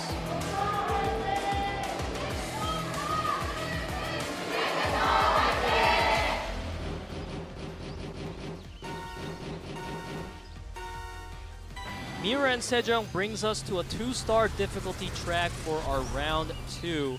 And we can see right off the bat that we're seeing an early Angel from Scald, so we have to wonder how long he's going to hold on to that. Yeah, I mean, that kind of comes to bite you back sometimes, right? Yeah. You're like, well, this is such a good item, maybe we hold on to it the last section, but then you realize you've been missing out on all these opportunities to cycle through your items. Now, I will say this is not bad. You have the Angel, you try to just maintain as far ahead as you can, because then at the very least you're eating aggro for your teammates, you're drawing out some of the enemy's item cycling, and that starts to become a relative value here in item mode. So we'll keep our tags on that, but lots of water bombs in store. This is a track where there are certain narrow areas like the bridge right now where you can find some good value. And Snoopy was able to pick up the second Angel for the team, so I feel like NUTMITE is feeling pretty secure as far as their defensive options go. They just need Wave and Will to be able to get firmly in the top spots. Whereas for MIRAEN Sejong, you have Guard in the back with Magnet. Hero, he's also got a Magnet boost combo, so both teams having a game plan. Yeah, and Wave and Will, they don't have any attacks of their own, though. Currently, we have 3 Guardian Angels, like you said, on NUTMITE. I mean, yeah, you got to start to cycle these through just to make sure that you're able to get some more aggressive plays going through here. Wave with some nice item denial there right before he gets picked up by the Water Wisp. Curious to see NUTMITE, how do they regain control? Nock isn't quite out of the woodworks just yet, but he's starting to gain some top speed. Now you can see Snoopy making sure to apply some pressure there. The barricade actually gets a good amount of work done. It allows Will to come in contention with Nock and Guard. Sitting up here with Nitrous and the Magnet right now, so Guard's going to be a strong contender. Yeah, I mean, this is all set up. Hero's going to start to draw that aggro, and you do have Guard and Hojin who can still try to catch up with their boost as well. Guard's trying to do so, but Will, oh, he bumps against the pillar off of that Magnet, and he will not be able to continue his speed. Hero not being stopped by anything, crosses the finish line for MIRAEN Sejong, and they lead item mode 2-0. Man, MIRAEN Sejong is able to concentrate on these last lap moments so well that they're able to pull through these plays that seems like their opponents were caught off guard by, because Hero, as you said, he was the hero for MIRAEN Sejong there, because NUTMITE, he had such a good control in that midfield. Yeah, but as soon as I saw Guard with the Magnet Rush item combo and then Hero with a Nitrous Boost and Shield, that's when you know, okay, MIRAEN Sejong, they've got to feel safe. They have 2 players who could cross the finish line. The moment they make the call that Hero's far ahead, we saw Guard actually use his Magnet defensively to drag behind the members of NUTMITE, and then he uses the boost to catch up just in case afterwards. I mean, great setup from MIRAEN Sejong. Curious to see which team's going to be the first one to figure out the algorithm here, because otherwise they're going to finish tonight with an 18-round win streak in item mode. We see if it happens on World Tour London night.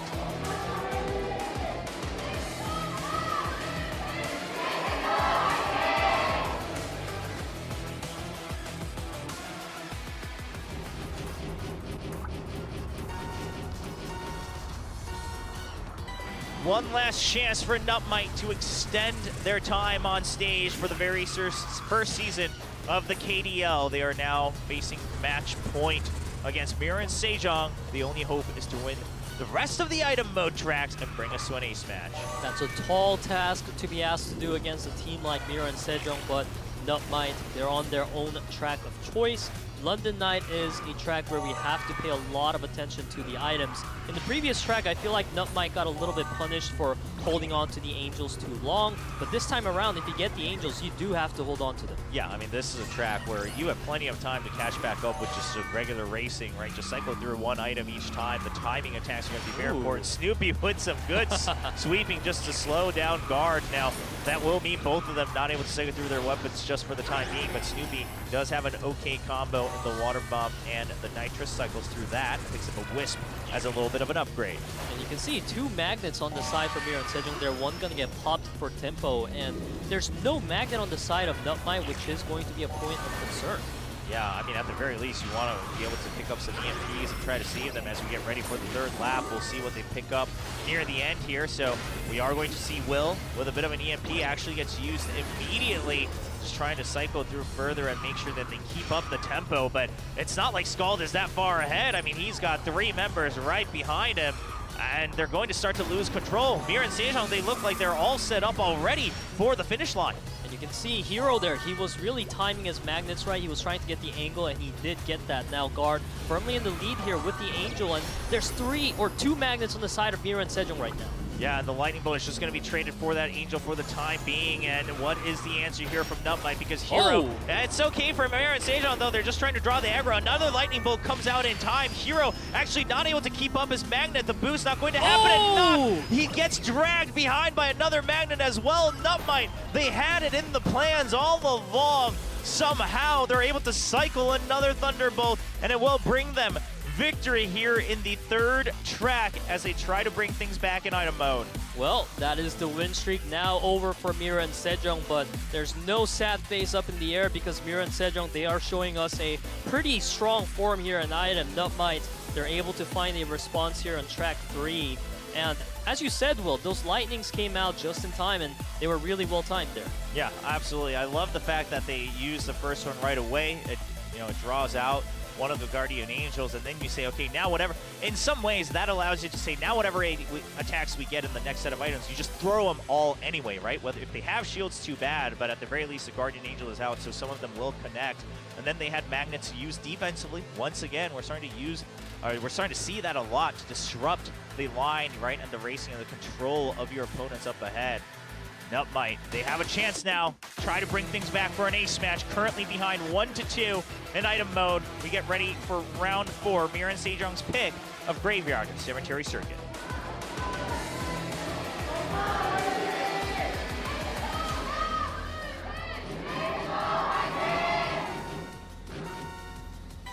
MIRAEN Sejong brings us to a 3-star difficulty track here in Cemetery Circuit, and we've seen this track so many times now this season, Will, and if there's anything we know, it's that these attacks can become extra deadly if you time them right, especially when the players are jumping off the track like this. Yeah, just right here, and obviously you have a couple chained together here throughout this track. That's the main characteristic of this one, and even without any attacks, Hero not able to make his landing. A bit of a scuffle there in the air against his opponent. Scald recovering just enough for one item. And we'll see how this comes into play. Now this track, like you mentioned, I think it's kind of been the go-to out of the Graveyard tracks because it can still be very tempo-based, right? So I think a lot of teams feeling that they have a better idea of how to go about it. But the meta's starting to shift once again here in the KDL. Hojin's gonna take a Water Wisp right in the mid-air, so his momentum's completely killed for now, and the Wave, he was firmly in the lead, but Guard catches up and an excellent usage of the Siren. Yeah, I mean, keeping that Siren all the way up to first place and using it to make sure that he keeps that position. The Guardian Angel being used because they don't want two players dropping down by accident here on the jump. And so that will just have to be cycled through. Meanwhile, everyone just cycling through all items. And this is another thing about this track. There's actually not too many items if you all take the shortcut, right? A lot of them, because the tracks get narrow at certain positions, you don't have too many options. So sometimes you'll get denied real hard and starved for attacks. Hero was doing his best there to try to do some sweeping of his own to hold back the players from NUTMITE, but Wave and Will, they are starting to build some distance here. Hojin forced to catch up, and a attack is finally going to connect on Wave. Yeah, the barricade and the missile being timed together. The big banana barely getting avoided by Hero. Now Hero, no attacks of his own. He has to hope that his teammates provide something because right now he's on Guardian Angel duty. He uses one just in case to make sure he can get across the gap with the Wisp. Goes for a delayed attack as Will now overtakes in first place. NUTMITE feeling quite safe. Will, no defenses though. Will he get what he wants? He gets a shield and an EMP on that item cycle. Shields the water bomb and still an EMP in hand. Nock has double magnets right now, but there's 4 players of NUTMITE ahead of him. Guard has a UFO as well, but there's 4 players. Yeah, the EMP comes out the magnet, but Nock, he doesn't have full control of his own card item, and he also gets magneted from behind. All these magnets from behind really being crucial in today's item mode between these two teams as NUTMITE ties things up 2-2. My goodness, we did not expect to see this happening once MIRAEN Sejong was able to secure round 1 and 2 in item. But NUTMITE, they're making the NM score happen. The name, it continues to be a thing here in KDL.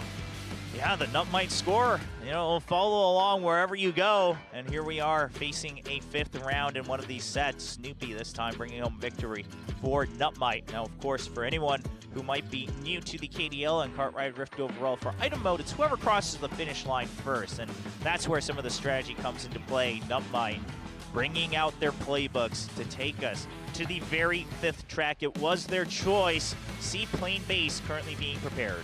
And if they win in their own track choice, it would be a great thing for NUTMITE because they will be able to go to an ace match. And MIRAEN Sejong, historically, where they fell, it was always in the ace match. So let's see if NUTMITE can make that happen in track number 5 here in the C plane base.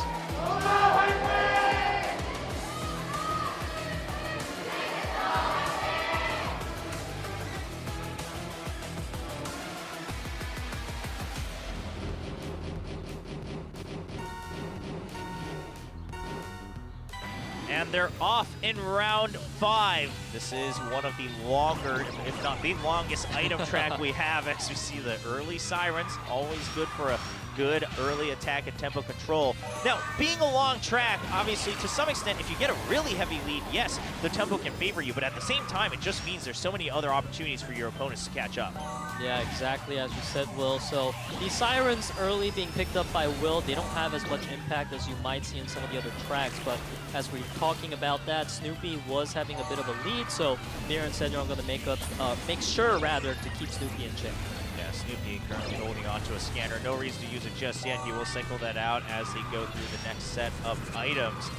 Now barricades. They can find some decent value here. Forces Hero to slow down to make sure he can pick up an item there. Doesn't want to miss out because that's how you start to lose tempo, is just not being able to cycle through your items. Guard heavily in the lead. Hojin actually using the magnet to cycle through. He wanted to get a double item there. He's not going to get it. Just has to cycle through that one shield. That is an unfortunate one for Hojin, so now he does manage to pick up double items here. He's going to use one onto Snoopy, forces the shield out. Now Will trying to catch up with the magnet here. Guard is holding onto a magnet of his own. Yep, but Missile's going to come through. Not going to drop the Guardian Angel from Guard just yet. Guard happy to just take the aggro. You still have that Guardian Angel. Oh, the UFO and Magnet trying to slow down Will, but it's not going to be enough. And a counter UFO immediately for Guard to repay for his troubles. And NUTMITE, some decent control in the front lines right now. Really, really looking good. Nock, he has the Siren, but he needs to get in range to actually make use of that, so he's going to fall behind a bit there. And now Scald pops the scanner to check out the item inventory. And Hojin, he's holding onto a magnet right now. Yeah, it's going to slow down Will, actually. Oh, if he didn't bump into Will, there was a chance. Will actually falls out, but it's going to be the MIRAEN Sejong racers in turmoil as they all fall into the water. Will getting away scot-free. Quite far ahead. The magnet slows him down just a bit, but he's still got the shields ready to go. Another shield refilled, double shields for him. Scald right behind with a shield and a rocket. Also just to provide for support against Will. Everyone on NUTMITE is here to support him in first place. Despite the UFO coming out, I was going to say NUTMITE was in prime position, but a great water bomb there is now going to bring the tempo back for MIRAEN Sejong here. Guard looking for some plays there, but he got the bad end of that one. Yeah, but meanwhile, I mean, everyone else from NUTMITE, they struggle to get onto the shortcut in time. That has to delay them so much. And Will, now without the support, no items being refreshed. Wave barely gets one. He does have a Guardian Angel in stock. Will goes through his shields first. Wave just saving up for the Wombo combo. He's going to try to draw the aggro first. He wants to just take away these other items in first place, but no one is there to overtake in first in place of him. The boost comes out for Snoopy. The Guardian Angel used to try to make sure they can get over the shortcut. Snoopy barely doing so. Uses the boost. It's going to be enough speed. He is going to overtake Guard in the last second. Can he cross? No one's paying attention. Wave up the side, and he will slide across the finish line.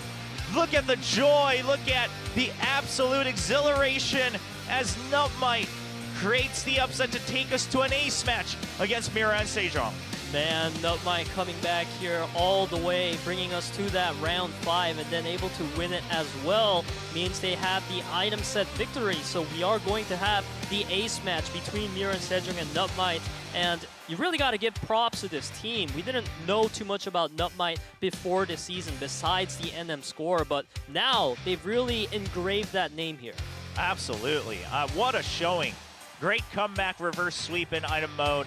And you can tell they just wanted that one victory, right? They just want one more shot to prove that they were so close to making it to the postseason. If they are able to win this match against MIRAEN Sejong, they would actually be tied with Desperado and MIRAEN Sejong in overall match score. It's simply they get pushed out because of the set differential. So the rough start at the early part of the season, you know, continues to hold them back. However, they can still leave a mark here in the very first season of the KDL. Now we await both teams looking to select their ace racer, and it looks like Wave and Will discussing between the two of them to see who comes out for NUTMITE. Yep, NUTMITE has played in one ace match so far this season, and it was Will playing against Sting, and he was actually able to win that ace match, giving NUTMITE their second win of the season. So Will's going to be a strong contender for NUTMITE. But for MIRAEN Sejong, they've had 3 different players come out on these ace matches. It was Guard, Hojin, and Hero, and only Hojin was able to find success. Yeah. So we have to wonder, MIRAEN Sejong, they got to choose carefully. Yeah, especially on Wednesday,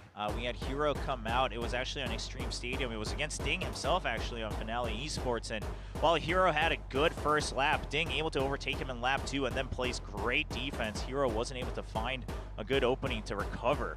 So I'm curious to see. I mean, while this doesn't have any impact on whether you move on to the postseason or not, you also don't want that tagline to follow you as MIRAEN Sejong and say, okay, well, you lost to all these amateur teams in ace matches, right? You want to try to shirk that off.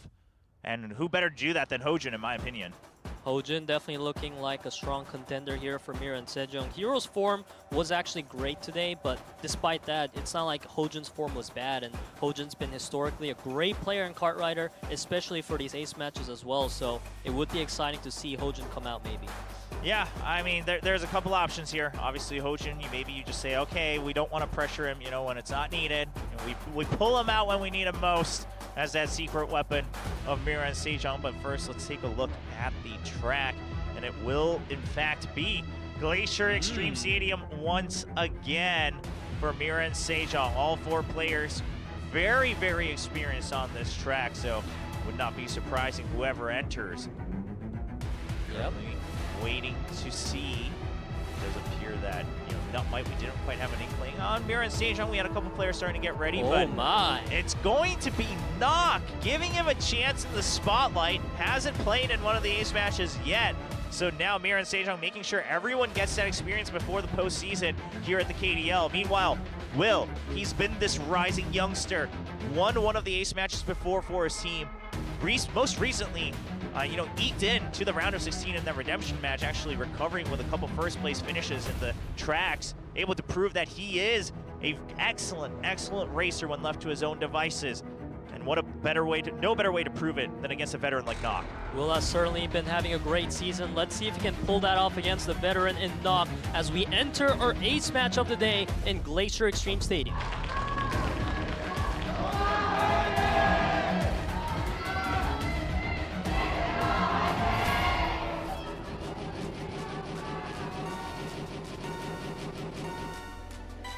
Two laps, 2 racers, and only 1 winner between NUTMITE and MIRAEN Sejong. Will, can he continue to gain the confidence he needs? Because he will still have to race in the solos coming next week. Can he prove him and his team are worthy of being in the KDL as he races against Knock? So far, Knock just some great composure throughout this first lap.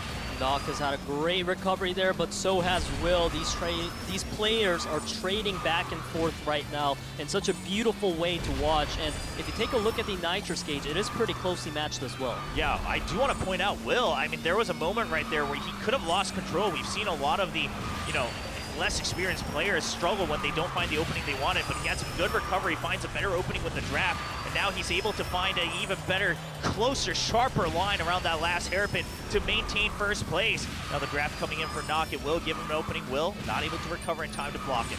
A rising rookie has been doing a great job, but we can't forget our veteran Knock here. He's now applying pressure once again on Will to try to catch up, and these blocks coming out of Knock are so great. And this is what Ding did to Hero on Wednesday to serve that defeat to MIRAEN Sejong. Knock just trying to say we can do the same thing.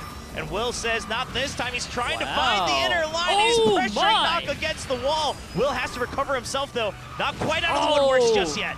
Will's doing a great job applying pressure, but it is costing him his own line. And unfortunately, that collision into the wall is going to set Will so far behind, and the hopes are looking dire now for Will. Oh, Will, he wanted to recover but maintain the most aggressive build possible, but he's not able to keep a handle on his kart, and unfortunately gets stuck in the wall as Knock is able to cruise across the finish line, bringing home victory for MIRAEN Sejong. MIRAEN Sejong, they take the win today, and you can see the teammates are pretty happy about it. But this was a pretty fantastic match, I must say, despite that perhaps a mistake coming out of Will there. I feel like throughout the whole race, he was matching up to Nok really well, and it was that close from Will actually being able to win against Nok, because if his plays worked out, I mean, it could have been Nok in the opposite situation. Yeah, absolutely. And in some ways, you know, I think MIRAEN Sejong, perhaps part of it is that they wanted to make sure everyone had an ace match under their belt here in the KDL, but also maybe someone like Nok, who just races as consistently as possible, was the best choice against a team like NUTMITE, against a racer like Will, who the pressure is all on his side to try to prove himself, and you just wait, you know, for him to make an unforced error. That is what happened here, and MIRAEN Sejong, they're able to secure their red side of the wild card off of that win. And honestly, for NUTMITE, this is not a day that you walk away from feeling sad. I feel like they put up such a great fight against their postseason contender like MIRAEN Sejong. It was in speed where MIRAEN Sejong won 3-1. Then in item, they were winning 2-0 in the first 2 rounds, and we thought it might be over, but NUTMITE, they were able to pull through and brought us to this ace match here. NUTMITE truly a contender for the future seasons, in my opinion, you know, whether it's as individuals or as a continued roster. But I really hope to see all of them continue their careers here at the KDL. It's still too early to tell who's going to be able to continue to build, you know, on their reputation as future seasons come by. We're only in the very beginning. So just a round of applause to NUTMITE, who did serve us some entertaining matches throughout the round robin stage, but unfortunately that will be the end of their journey here in the very first season of the KDL.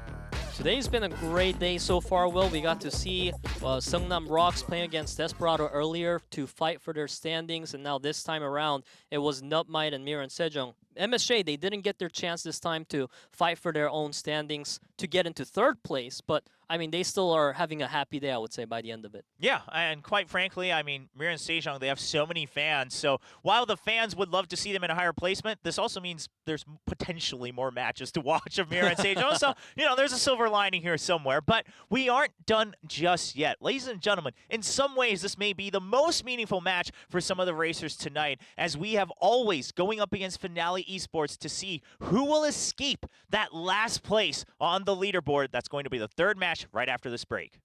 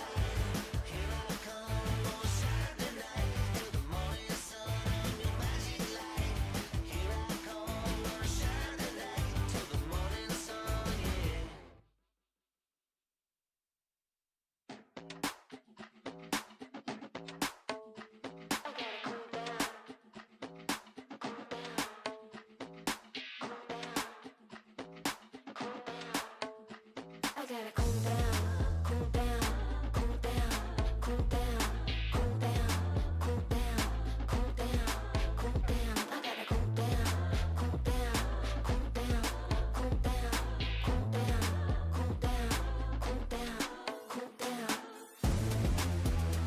I'm too hot for this, I gotta cool down. I'm too hot for this, I gotta cool down. I'm too hot for this, I gotta cool down. I'm too hot for this, I gotta cool down. Pass me the fan, I gotta cool down.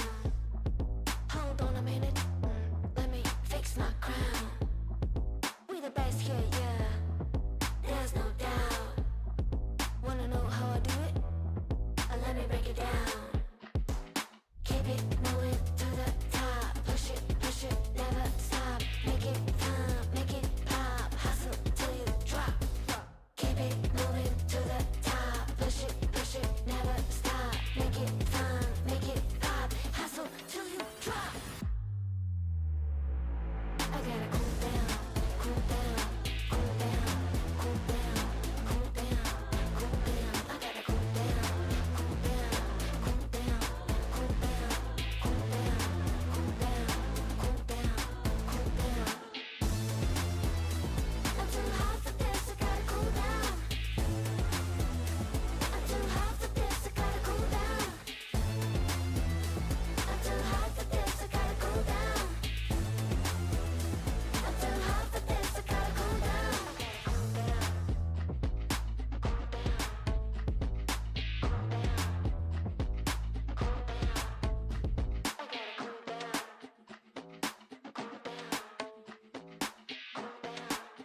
down.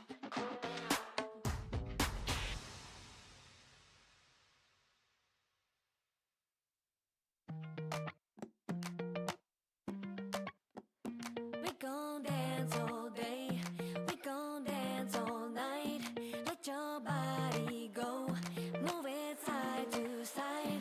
We gon' dance all day, we gon' dance all night. All we need is here and now. We say hi, we say hey.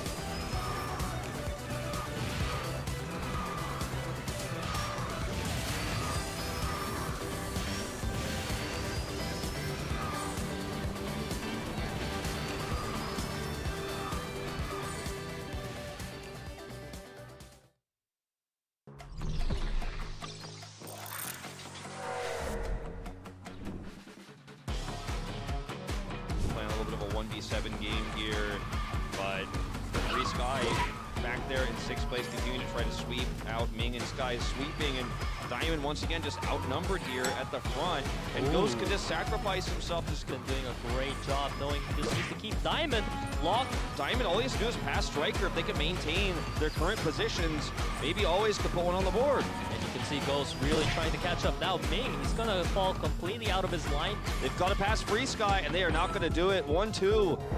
For Guangdong Freaks, one player right behind him to control the midfield, and Cool's all the way at the back just to make sure that he's able to keep the last place in check. And it's just the top three. I mean, Diamond, he can't. Such a big improvement from always, however, Mick and Knight making sure to provide some support for Diamond, but the problem is have much of an option here, and you're not going to be able to catch up. It's going to be another 1-2 finish for the. He's looking to race off Navi here. They cut across. It's only the one. Not able to get both. Gets hit by the UFO as well. Now Wiz hits at his advantage.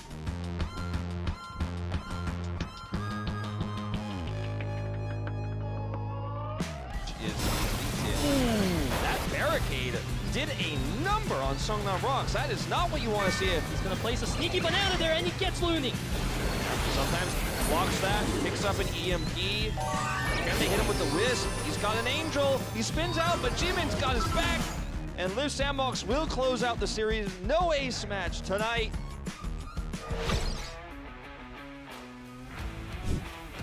Both these players are, both these teams are super teams. I think Guangdong Freaks has so many players they could choose from here. You could literally put anyone. It's going to be Hero versus World. Couldn't have asked for more in this series. The stakes are so high, even if the aggressive punch utilizing his advantage. Yeah, he's got about a 20% nitro gauge advantage right now. You can see that on the top left when they do get those. His blocks have been pretty fantastic. World is so good at holding his beats, but he's not, I think, as good at passing. I say that he does get the pass. He does use a nitro early and wants to actually control these lines, moving to the second hairpin turn. World having a great read on his opponent right now. Hero, however, he took the line that gave him the lead. Now World, he responds with a twist of his own, and now World is the one in the lead. Okay, here we go, final 500 meters here. Hero boosts early to try to take the line. Is it enough? It's so close, but World, he still has that nitro. And you pass this guy. You just can't pass World. If he takes the lead, he is never gonna give it away.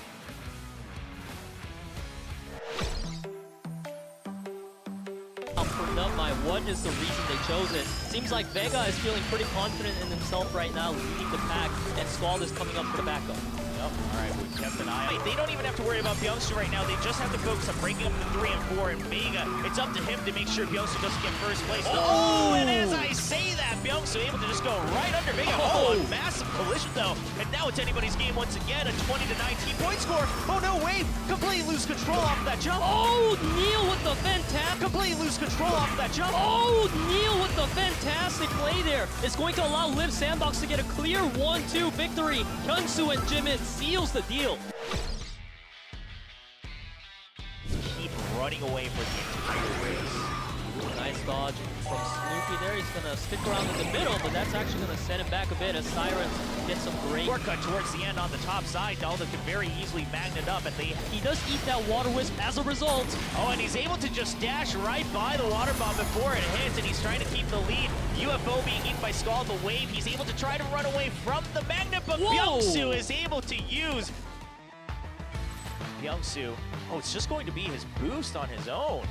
That's how he's able to get it. Okay, it was his teammate who was able to use the magnet, but the boost, and that's why they didn't have any idea either, because it's not the magnet that's boosting him forward, it's just a straight nitrous. Just like you said, Scald and Will, they weren't ready for that, so you build and just find that little opening where he can thread the needle. Just like you're saying, Will, you can see Thing really focusing just on his line. They're not caring about what's happening around him. As long as Thing doesn't get collided into like that, now he does, so he's gonna fall behind. Yeah, this is a tough one. This is a tough track to do that on. The track is so narrow for the entirety. Able to shoot forward into first place. Can he keep it as we near the shortcut? Hong is actually, what an incredible spin turn. Tries to cut off Hero, but he does lose speed near the end, and a bunch of collisions on that shortcut. It's only Hero right from getting that second first place finish, and Hero is going to make that play happen. And dang, he was trying to at least get into second place, but Scald plays just as aggressively, cuts him out.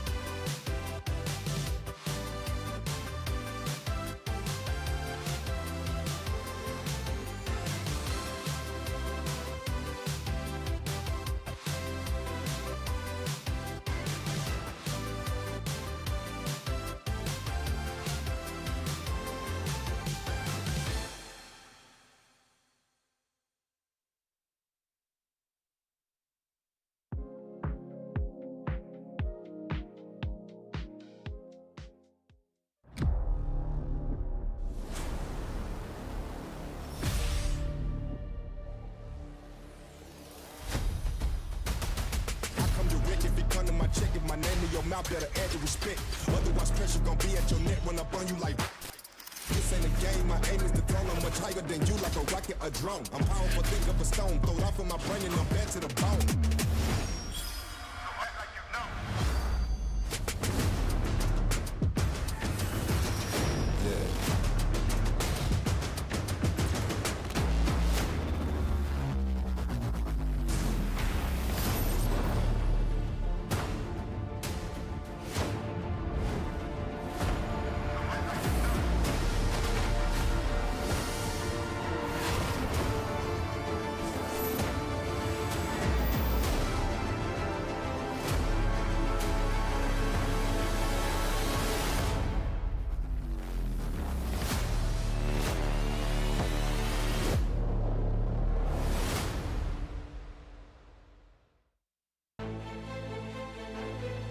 We get ready for the very last team match of the round robin stage here in the KDL. Our first regular season about to come to an end here in the round robin.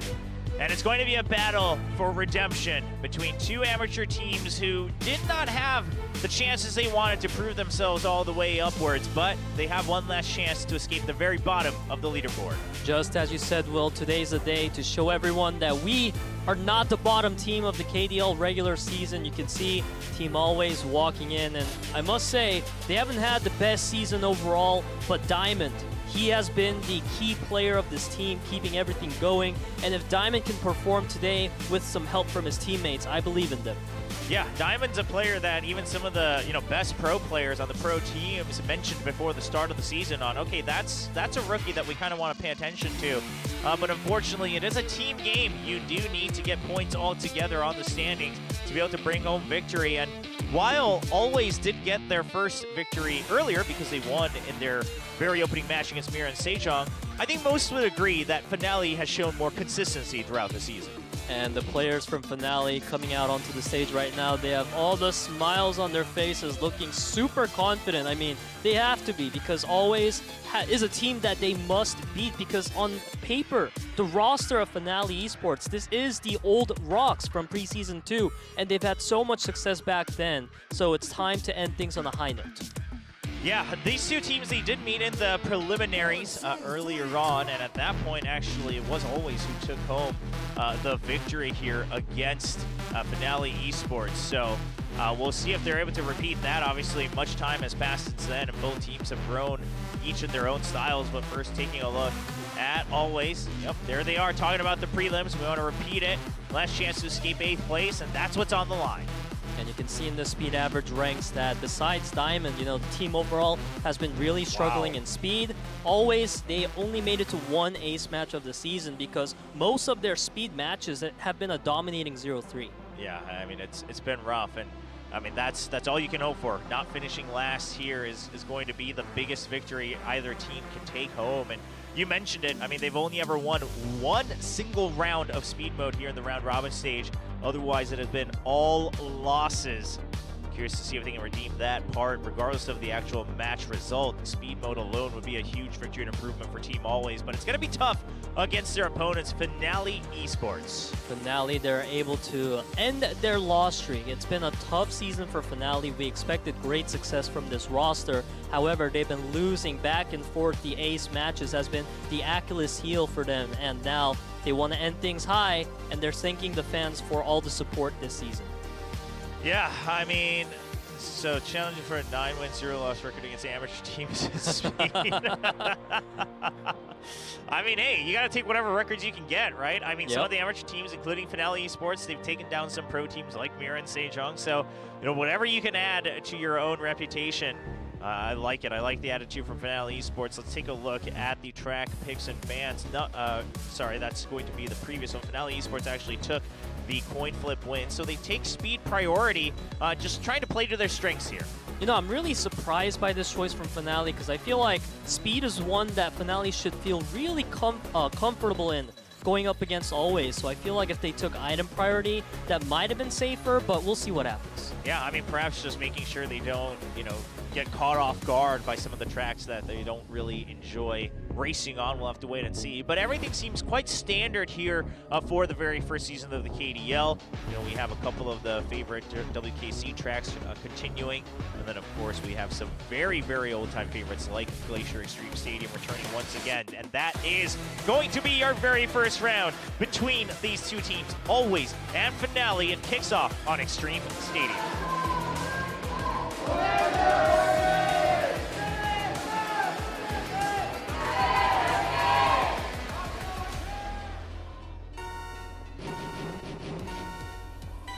And they're off. Finale Esports in blue, Team Always in red as Ding takes the lead for now for Finale Esports. And Felice is going to take a huge collision there from Knight. So, I was going to say he might have been set back, but he's able to find his way into 5th place. And now Diamond is leading the pack for Always. This is what we want to see. He just needs more support. Yeah, now Diamond versus Ding. That was the ace match during the preliminaries where Diamond was able to bring home victory. So even though it is a team match, this is going to be something that Ding wants to prove against Diamond, that at the end of the day, Ding just has a bit more experience under his belt. And currently he's trying to find that lead. He's able to recover it here before the hairpin. Almost took a bad one off that collision, but fortunately he was able to rebound off the collision to his teammate there. And now Diamond is trying to break apart this 1-2. And guess what? If you're able to break apart this 1-2 from Finale, Always actually has a lead because Felice and Dutzy are so far behind right now. Yeah, it's going to take a little bit for Felice and Dutzy to try to catch up. I mean, they are barely catching up to draft range here. They will as we start to get to lap number 2. However, Felice losing a bit of trouble there, making way for Dutzy as they trade places. Now Diamond catching back up to the front of the pack. Hong, he has to do everything in his power to sweep against me. He's getting ready for it, but he actually misses the timing here and gives an absolutely wide opening for Diamond to get through. Diamond, if he can just hold on to the 2nd place, Always is leading with the 2-4-5-6, so he just needs to make sure, and you can see Knight with an aggressive play there. And Diamond, he's able to find the 1st place, so Always in the lead for the time being. Yeah, Ding, he needs to take away 1st place right now if he wants any hope of Finale Esports bringing home that 1st round victory, but Diamond's not letting it happen. He's taking the outer so he can cut across on the jump, and he wants to compete against Ding, but Ding's going to be able to find it, recover right at the end. However, right at the end, Hong is able to make sure he maintains his top speed. All attention was spent on Ding, and Hong able to just absolutely accelerate across the finish line, bringing home a 1-2 victory in round 1. Ding finding some revenge on Diamond there, as you mentioned, Will. They fought in the preliminaries before in the ace match, and it was Diamond winning against Ding, but this time around, Ding is able to take away that 1st spot from Diamond, and the pressure, it allowed Hong to catch up, and that 1-2 came in clutch for Finale. Yeah, just great racing from not only Ding, but Hong as well, right? I mean, early on in the 1st lap, he was the one who put in some aggressive sweeping against Diamond, set him back just a tad bit. And then he's able to find a recovery as Ding draws all attention to himself in 1st place. Hong able to find a more stable landing off of the jump, maintain his speed, and then get that boost to continue driving towards top speed. And we saw in the back line during that match for Finale, Felice taking these really wide lines, and I think it was because he wanted to build that team boost gauge, and that did actually make that difference up in the front. So that strategy came out and came in clutch for Finale. Yeah, absolutely. I mean, if you realize you're so far behind, sometimes that's what makes or breaks that difference for your team. We'll see in Finale Esports if they can continue that win streak here in speed mode as we get ready for round 2 on Miami Drive.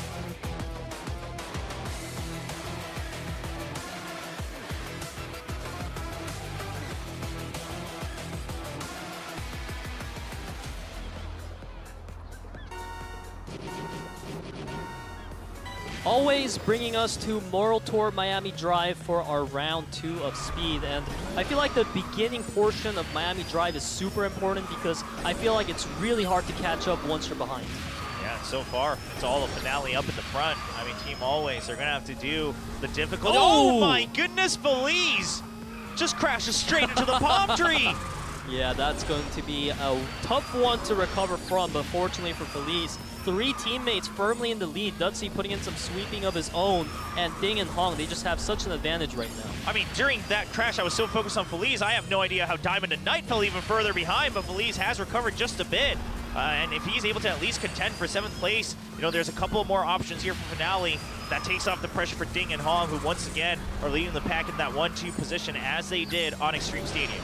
It's the same story right now for Always. They want to break apart this 1-2 from Finale. Hong's doing a great job not giving the distance, but now this time around, Ming catches up for a second there, but Hong finds a nice block. Yeah, Diamond has caught all the way up, so, you know, the gap from the beginning to the end of the pack is not that far off. Dutzy, nice close line on the corner, is going to be able to block off move. Ooh, move though, good sweeping, using that extra momentum off of the draft, but he's not able to block Dutzy on the recovery. Dutzy, some good blocks, not able to completely knock him out of the race, but it is going to create a greater gap between Ding and Hong and the rest of the pack. The clutch play from Dutzy coming in right now, hot as Finale leads the pack 1-2 with Ding and Hong, and it doesn't seem like Always has the angle to catch up. Yeah, Dutzy, once again, look at the angles he's taking. He wants to make sure no one's trying to go for a cheeky inner line here on these corners. Now Diamond and Move, they find the opening and Move. He just wants to block off Dutzy, but that can't be his focus. You have to focus on breaking the 1-2, and Diamond, it's too hard to do on his own. He's not in draft range. Hong and Ding once again looking for the 1-2 finish, and it's going to be smooth sailing for Finale Esports as they lead 2-0 in speed mode. Diamond had a great recovery there near the end, coming in from all the way in the back, all the way into third place, but that's not the ideal play style you're looking for from Team Always. They needed Diamond to get a great start, and you can see what happens when that plan falls apart. Yeah, I mean, that has been the MO for Team Always. I mean, the other racers have improved. We talked about it in some of their previous matches. However, Diamond still has to be at the front of the pack, and then the support needs to come through. The other racers not quite up for the job just yet. I love that, though. Hong, I assume that's his favorite character. It's a popular one. And fan stream for Feliz. Let's go for that 1v1. Take us to that ace match, because that is where they have a good memory against each other.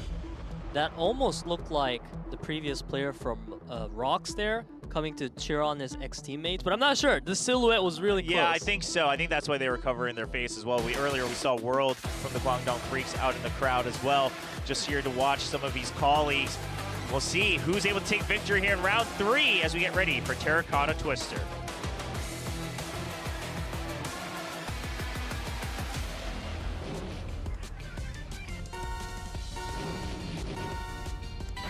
And the race is off. And right off the bat, Finale focusing a bit more here on getting their boost gauges set up. Feliz, this time, just trying to stay at the front of the pack. Able to gain a lot of that boost right off the early cuts as well, but right now it's all Team Always all around him. He has to do whatever he can to disrupt them, to make sure they cannot maintain their top speed, and Diamond says, no thank you, I will pass right on by. Always having a great lead right now on this 1-2, but Finale, they were spending the beginning of that race building up the team boost gauge, so they're going to be able to hopefully catch up in the tomb section as we now enter. Yeah, and Feliz, he's just doing everything he can to at least keep the midfield under control. He's not too far off from the 1 and 2, so his teammates can catch up. Finale should have an opportunity here to overtake in the second lap, and Ding is here to try to make that happen. Ding barely recovering off of that drop. However, that does mean a lot of top speed loss here for Team Finale Esports, and Diamond and Mingyu, they are just way far ahead of the pack. So far ahead right now that Finale is starting to make some mistakes, crashing into the walls. This gap is growing bigger and bigger. Move doing a phenomenal job sweeping in the middle, making sure this 1-2 is secure. Yeah, this also means that Feliz and Ding, they can't just keep trading drafts off of each other. However, finally Move swerves out of control just a bit, and the entire team of Finale, they're in the middle of the pack. If they can simply have Ding break the 1-2, that would be the win condition here for Finale Esports, but Diamond and Mingyu, they look to be too far ahead. Ding, what can he do here? Team boost activated, but the second one not coming up just yet. He wanted to wait to get that team boost. It's gonna be a regular one, chained right into another team boost. However, Mingyu, double team boost, way up ahead, and we see Feliz doing everything he can to try to charge up the boost for his teammates, but Mingyu and Diamond will maintain their top speed. They will be sure to block any other lines, and it's going to be Team Always bringing things back 1-2 score line. This is actually a huge moment for Always. It may be just one score on the board and Always is down 1-2 in speed, but this is their second speed round win of the season. Ever, yeah, you're right. Yeah. I mean, this is the second time they've ever tasted that sweet victory of a speed team mode race. And maybe that's the confidence they need for the future rounds to try to bring things forward here against Finale Esports, because this Terracotta Twister was raced excellently by all members of Team Always. They were certainly ahead of Finale in all points of that race, and this was Finale's track choice, so always putting some mental damage onto their opponents, perhaps? Yeah, I mean, Finale Esports, this doesn't feel good, right? You're Yep. the only other team that has dropped one single track to Team Always, but meanwhile, Team Always, nothing to lose here. It looks like spirits are fairly high on that side as we get ready for round number 4. This was Team Always' choice. Can they continue the moment for their first ever win streak in speed mode? We find out on Mexico Touring Rally.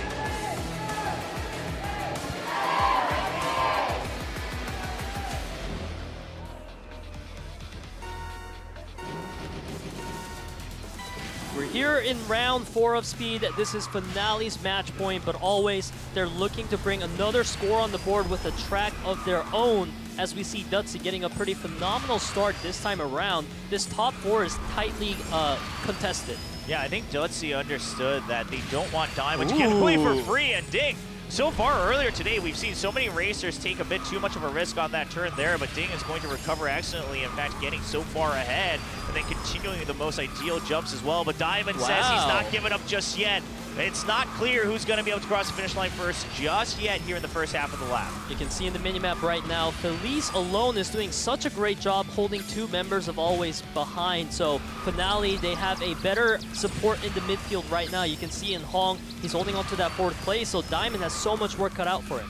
Yeah, and Hong's starting to catch up because I think Felice made the call that he's fallen far behind. He is now on Team Boost duty. There is not much of a way for him to catch up as he has no one else to draft off of, so it's up to Ding and Hong once again. The 1-2 combo for the night for Finale Esports. Can they make it happen? Hong going to play it safe as Diamond tries to play aggressively. That'll give him an opportunity to catch right back up. And a nice opening for Dutzy to catch up as well. Yeah, Dutzy was able to play that one out beautifully, and now Diamond's playing catch up once again. Trying to break apart this 1-2. He's 1v3ing right now. The support is not there for Always. Oh, but Diamond, he blocks out one of them, but he loses too much speed himself as well. And Knight, does he have the boost to catch up? It's not going to be in. Hong crosses the finish line first, and the 1-3-5 in favor of Finale Esports. That'll give him the 3rd track win. And alas, there was not a single win streak in speed mode for Always as they take another speed set loss. Finale winning speed as we could have expected coming into today. They made sure of it, especially by taking speed priority off their coin toss win. So this win's going to feel nice for them. And now going into item mode, they have that set advantage. Yeah, we'll have to see Finale Esports. Can they improve on their previous meeting in item mode? Because again, in the prelims, Finale Esports, they 3-0'd Always in speed mode, but it was the item mode that Always took all the way to the end. And who is that? John. Oh, yes. Been a little while.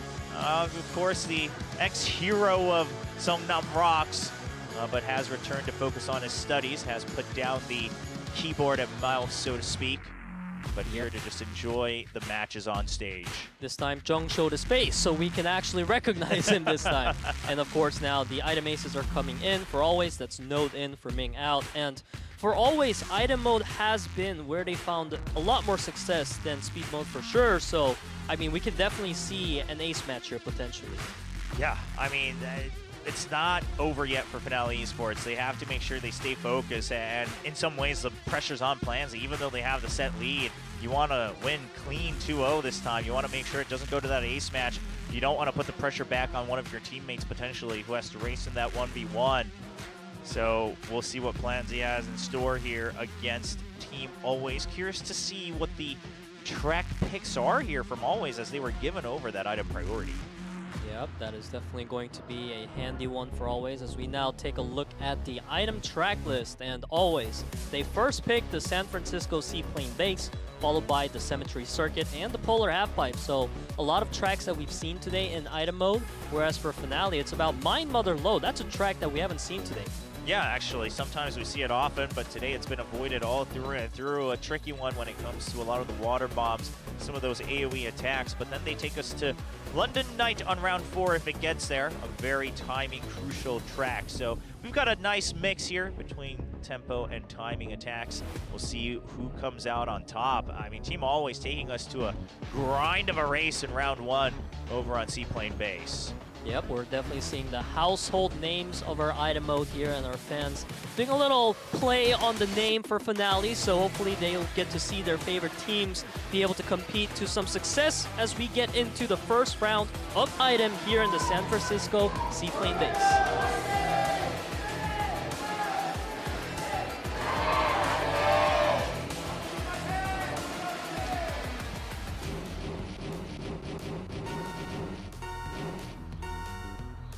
Item mode race begins with Planzy trying to block out some of the attacks, but only going to get one item for his trouble. Ding, early scanner, not going to find that to too much use, but he can hold on to it for the time being. Yep, and as you mentioned earlier, Will, this is going to be one of our longer tracks here in items, so our players have plenty of time to make some crazy outplays happen. Feli's gonna get caught out by that, but he's not gonna mind it too much. Yeah, I mean, he was able to land right on top of the yachts here on that shortcut, so not gonna mind too much. Meanwhile, we did see Move not able to make that shortcut. You have to make sure you're maintaining your top speed there to be able to jump across. Lots of barricades and sirens all throughout the tunnel, but no one with a clear tempo lead just yet. Oh, as you say that, it seems like Always is going to get set back a little bit, and Planzy, he had an opening, but quickly going to get caught up on. And we're seeing some magnets across the board, and those items are being held onto, so there's a lot of priority on magnets right now. Belize with the lead with a shield only, so no way to deflect that UFO. Now, Thunderbolt, Lightning Bolt in favor of Finale Esports, being held by Hong in 7th place. However, again, this is a long race. You're only in lap 2, and you still have another one afterwards, so I can't imagine Hong will be told to hold that for too long. Certainly not, but Hong is at least in the back of the line, so he's going to be able to pop that Nitro soon and try to get another helpful item here. In fact, he picks up a missile, so he's going to have to catch up a bit to get some good usage. Yeah, he does catch all the way up. Now a Guardian Angel and a Lightning Bolt. Okay, now when you have that combo, sure, that's a lot of firepower and defense all in one, so perhaps you try to just make sure you keep up in tempo in terms of overall racing. Dane drawing a lot of that aggro in some way or another to make sure Hong can hold on to his items. Hong just avoided the siren. Again, it looks like the mission for Hong is just stay in contention, make sure you're not losing too much speed. Tries to avoid the double siren, and he will say, okay, I'll just forget the shortcut. I just want to make sure I'm continuing the race. You can see the magnets being traded for tempo. Feliz still in the front of the line. He's going to pop that shield, and he's got a magnet in case he falls behind, so I'm sure Feliz is going to feel pretty comfortable. Now, we can tell no Guardian Angel on the side of Team Always. Hong with a nice block. Again, this is going to be the mission from Hong, is just kind of keep everyone at bay until your teammates have a win condition, and then you're able to go for the Wombo combo to help set up your teammates for victory. Dane catching up. They're actually using the Thunderbolt now to try to deny the shortcut rather, but everyone's going to be able to jump right across. Now Hong, he still has the Guardian Angel, but he's going to have to make sure he finds some attacking support for his teammates. The UFOs being exchanged aggressively right now as Diamond looks to take the lead. The water bomb goes amiss, but Dane connects onto Diamond there. Diamond's going to fall completely out of that one, and now Feliz and Node competing. Yeah, the Wisp comes out though. Feliz going to be held up top, and Node, he's got a shield and a magnet, so he should be able to avoid that missile. Planty, lots of speed though. He still has a boost, but the magnets are in store from Team Always. Node uses one right now. Planty has been slowed down, but he still has that boost. He saved it up until after the magnet came through, and he will be able to maintain speed, avoids the barricade, and brings home round 1 for Finale Esports. It was a nice attempt from Node there to try to sweep Planzy out, but Planzy was able to expertly dodge out of that one, bringing a victory here in round 1 of item for Team Finale Esports. And this is a pretty ideal start because we were concerned when Finale didn't take the item priority, but to win that round 1 is going to feel good. Yeah, absolutely. And I love that Planty, you know, he just holds on to the nitrous. He knows that probably at least one more attack is coming somewhere in some form. The magnet comes out around the corner, and he just knows as soon as that magnet ends, I'm running home across the finish line, and he's able to bring home round 1. We've seen a lot of focus in the previous seasons around maybe nitrous and magnets being a combo, but this time around, it feels like nitrous alone can definitely be a really strong item, especially if your opponents don't have an answer to it. Yeah, absolutely. In some ways, I mean, that's the hardest thing to counter, right? There's no clear way to block it other than body blocking, because otherwise you'd have to wait until they get in front of you. And a lot of times they might have another shield right behind it as well. So I love the different focuses from different teams, but things are going to be a little different here in round 2 as we get into Mind Mother Load.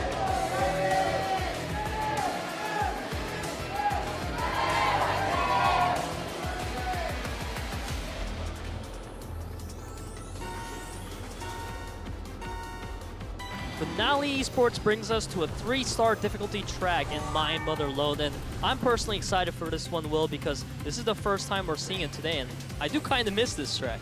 You know, now that you mention it, sometimes we see it a little too often, but when you get it for the first time in the night, it's exciting. Again, very narrow pathways, a couple shortcuts. I mean, there's just so many opportune moments for a lot of these wombo combo attacks, and especially the water bombs. They are valid all throughout this lap. Absolutely, and you can see Planzy's holding on to those double shields, which are very effective here in the Mind Mother Lode, given the offensive items that tends to be shuffled through constantly by the players. And Hong is there for the backup. Ding and Felice in 4th and 5th. Finale is having a great run right now. Yeah, and you know, Hong's actually been just the best support player for Finale Esports today, both in speed and item mode, so doing an excellent job here. Just drawing aggro and setting up for CBs. He's got the EMP and the Guardian Angel once again. He's just playing bodyguard for his teammates.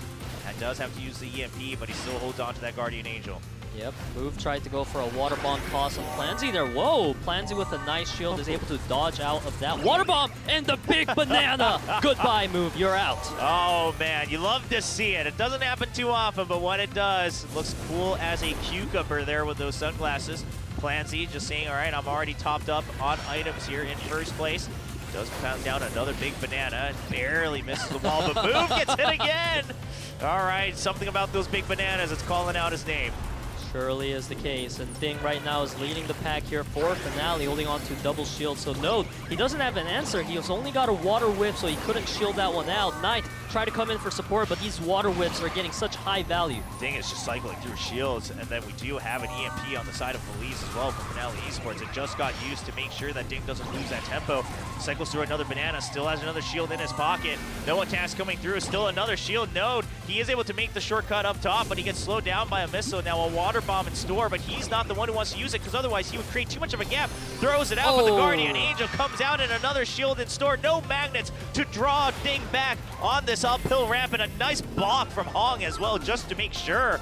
Surefire, 100% guaranteed victory here in round 2 for Finale Esports. Finale looking super dominant here in item mode against Team Always. They don't want to repeat what happened in the preliminaries by giving the item set over to Always and having to risk that ace match. I mean, we talked about Finale having a bit of a slow starter of a season, and they are looking pretty good right now. They may be able to end on a positive note. Yeah, I mean, you mentioned it when we were introducing the teams. This was one of the amateur rosters where a lot of people said, ooh, this is a decent combination of very promising people that we saw during the preseasons, both 1 and 2. However, it was Desperado who came striking back, already made it to the postseason. Finale Esports, they've been knocked out of the running, but they're finally starting to rev up their engines and show us why people talked about the potential behind this team. Maybe it's the Jung buff as well. He's there in the crowd just taunting his teammates like, hey, come 1v1 me or call me up if you guys need a backup. You know, they need that push right now, Finale. Yeah, I mean, they want to make sure, they know that they shouldn't be the ones competing here because they've been so close to winning so many matches, but they have to prove it as we go over to round 3 on Cemetery Circuit.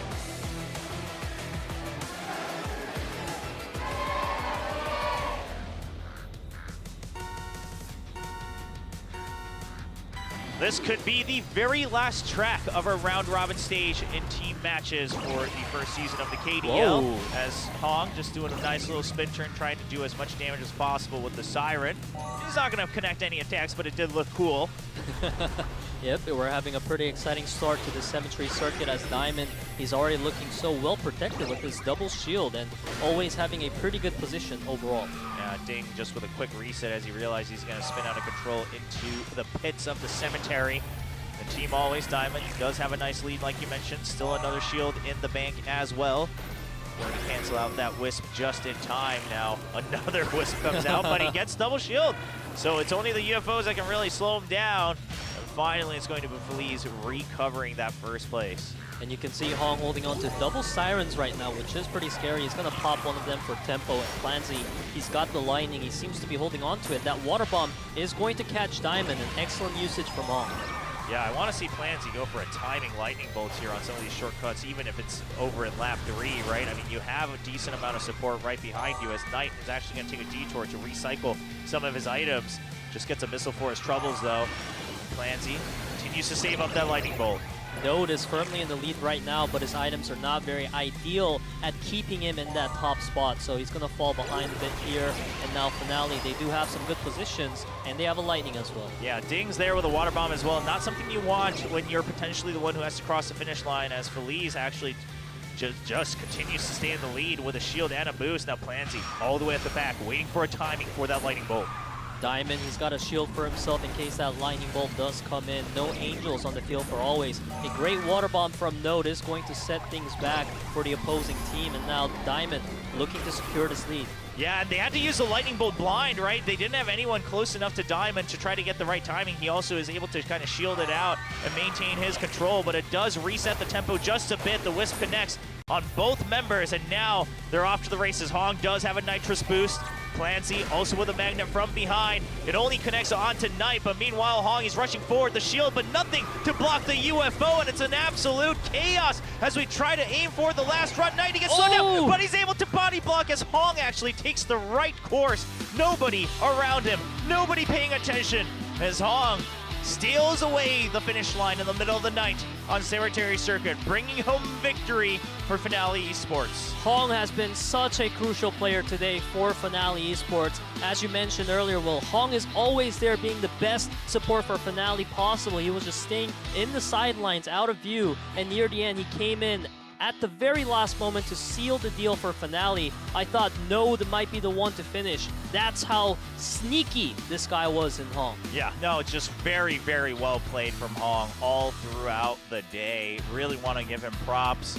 Of course, you know, he kind of returned to the professional scene of Kart Rider in preseason 2, and now this is his real first kind of running in the team matches. And while it's not a great ending for Finale Esports as a team, as they wished, they will be ending the season on a win streak, heads held high, and looking forward to future seasons. And I love that they came in just thanking the fans today on their cards because they know this is their final moment, and I feel like they really did their fans justice for all the cheering they've received throughout the season.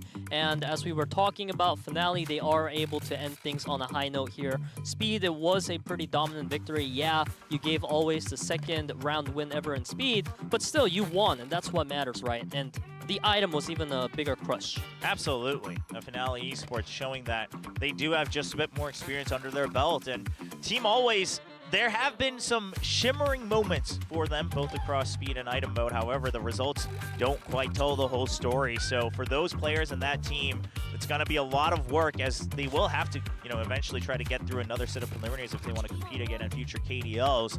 And curious to see, do they stick together, or will we see some of these racers find better success on other rosters? Only time will tell. Yeah, the interesting thing is that this season was the first season where we allowed a 6-member roster in the KDL, and Always was one of those teams that decided to field it, but despite that, they weren't able to find much success. And the 4-man rosters in MIRAEN, Sejong, Guangdong Freaks, they're still going just unpunished for it. So you have to wonder, do the rosters really matter, or should you just focus on securing the 4 best players? I mean, I don't know. I don't think there's a golden answer to that, but if I had to choose, maybe focusing on 4, right? I mean, there is some shared skill sets. Obviously, not all of it translates from one to the other, but otherwise you have to work on different chemistries. But listen, up to the 5-man roster, it makes sense. You know, you have an item ace who's able to make the calls in item mode, who's really, their only focus is study tempo, you know, study meta, study the opponent's item modes and things like that. And I don't think there's a golden rule just yet. However, like you mentioned, some teams are proving that 4-man rosters are just fine.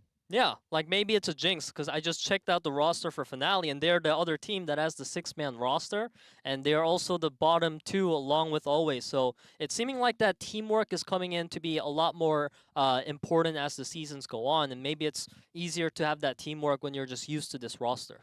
Yeah, this is something that I believe the Korean cast also talked about after the preliminaries, right? Where you can have like a playing coach as well who's able to sub in, but at that point, you keep breaking apart the different chemistries. So something to think about as they prepare, hopefully, for future seasons of KDL. But while Finale Esports, they escaped last place, both Finale Esports and Always, that was the very last time we'll see them here in 2023 as they wrap up the very first season of KDL at the bottom of the leaderboard. Now let's take a look at how the matches matches went on today. Seongnam ROX, they continue their victories after taking down Guangdong Freaks on Wednesday as they beat Desperado tonight. This was the most meaningful match of the day. In fact, the second match also could have been meaningful, but ROX was like, nah, we're just going to take third place off this win against Desperado. And it was an important win. Absolutely. Very crucial for Seongnam ROX. Whoever, wins and whoever's able to get into third place, they are able to get a bit of a longer break, avoid having to play another match, and Seongnam ROX will redeem themselves as one of those pro teams, despite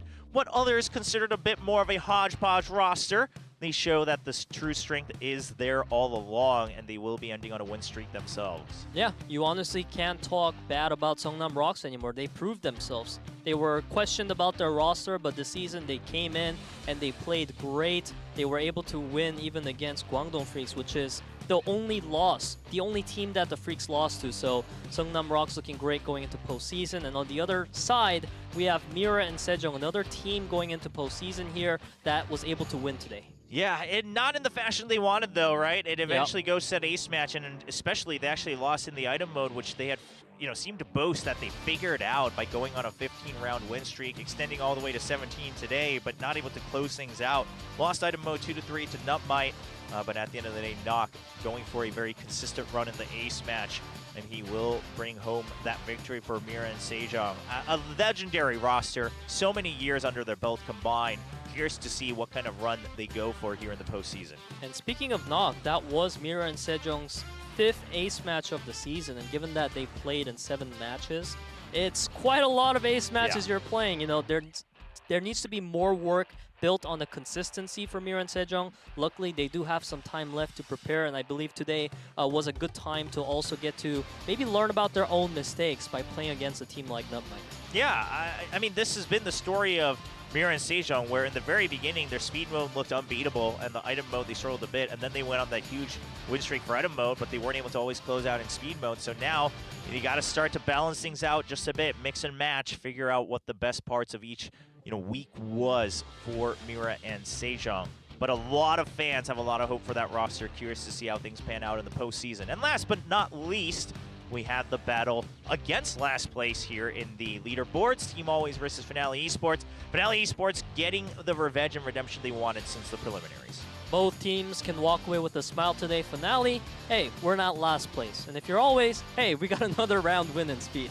One of those things doesn't quite have the same weight as the other. I'm not going to tell you which one it is, but I do agree. I do agree. I mean, Team Always, otherwise, you would have had to just imagine, man, what did we even do during the full season, right? But, okay, you're able to still redeem yourselves in speed mode just a bit. Show that, okay, the potential is there individually, but it is a team game, and that's something a lot of people don't really consider if you haven't tried playing competitively in a team match of Kart Rider Drift. There's much more than just simply being able to race fast. Oh yeah, it's definitely a lot more work. There's a lot of sweeping that you have to synergize, as well as the team boost gauge. But now we can go ahead and take a look at the main stage results. It's all locked in now, so the scores that you're seeing, this is the finalized version. Yeah, MIRAEN and Sejong with some impressive round differentials alongside Live Sandbox. A lot of that comes from MIRAEN and Sejong having that 15-round win streak in item mode. But Guangdong Freaks continue to reign supreme. Still not able to get an undefeated season in the round-robin stage, but they will be locking in that first place.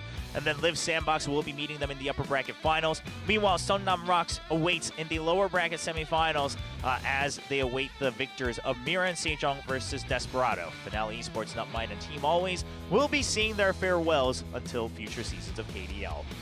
The results, this is definitely not what I expected coming into the KDL season, so I love that we were able to see a lot of surprising results, and I feel like a lot of the old mindset that we've had on what are the strong teams and the weaker teams have been really shaken up this season. I feel like I can't put a clear finger on who's going to win.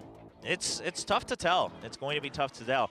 All right, now we switch things up a little bit. We've had solos only on the weekend so far, but as we balance out the number of matches left for each mode, next Wednesday we will be returning with the round of 16 solo matches. Both groups, match 1 and match 2, will be played, and these are stacked, as you can tell. Super duper stacked. You have Neil and Cool on the upper bracket, and these are the semifinalists of the solo match in preseason 1, and in preseason 2. They made it to the top 8, so they're a really fearsome opponent. And in match 2 there, it's also just a packed group.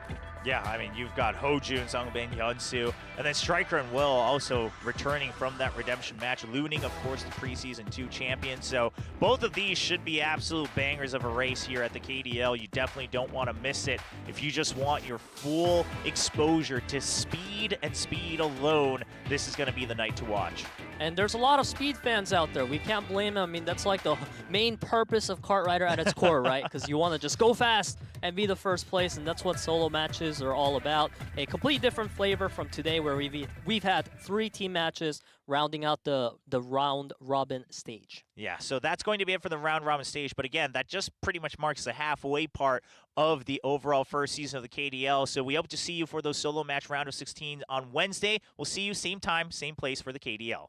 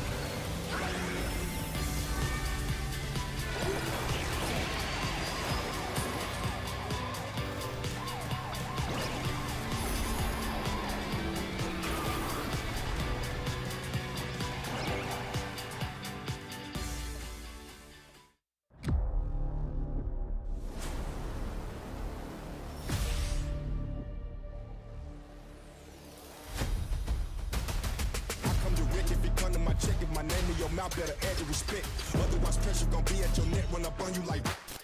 This ain't a game, my aim is the throne. I'm much higher than you, like a rocket, a drone. I'm powerful, think of a stone. Throw it off in my brain and I'm bad to the bone.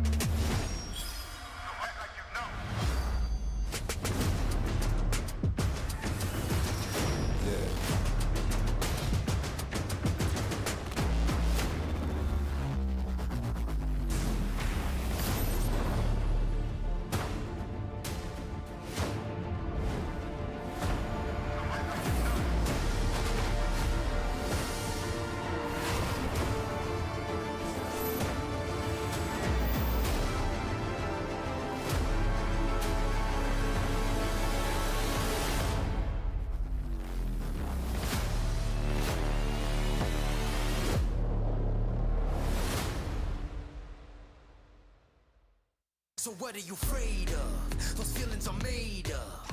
Get in the game, your moment of fame, show them what you made of. It's time that we stand up. It's time that we man up. For anyone asking who is the best, we putting our hands up. My time, nothing can keep me from reaching the top. This time, like the last time, I'm moving so fast, I'm ready to ride. I'm ready to throw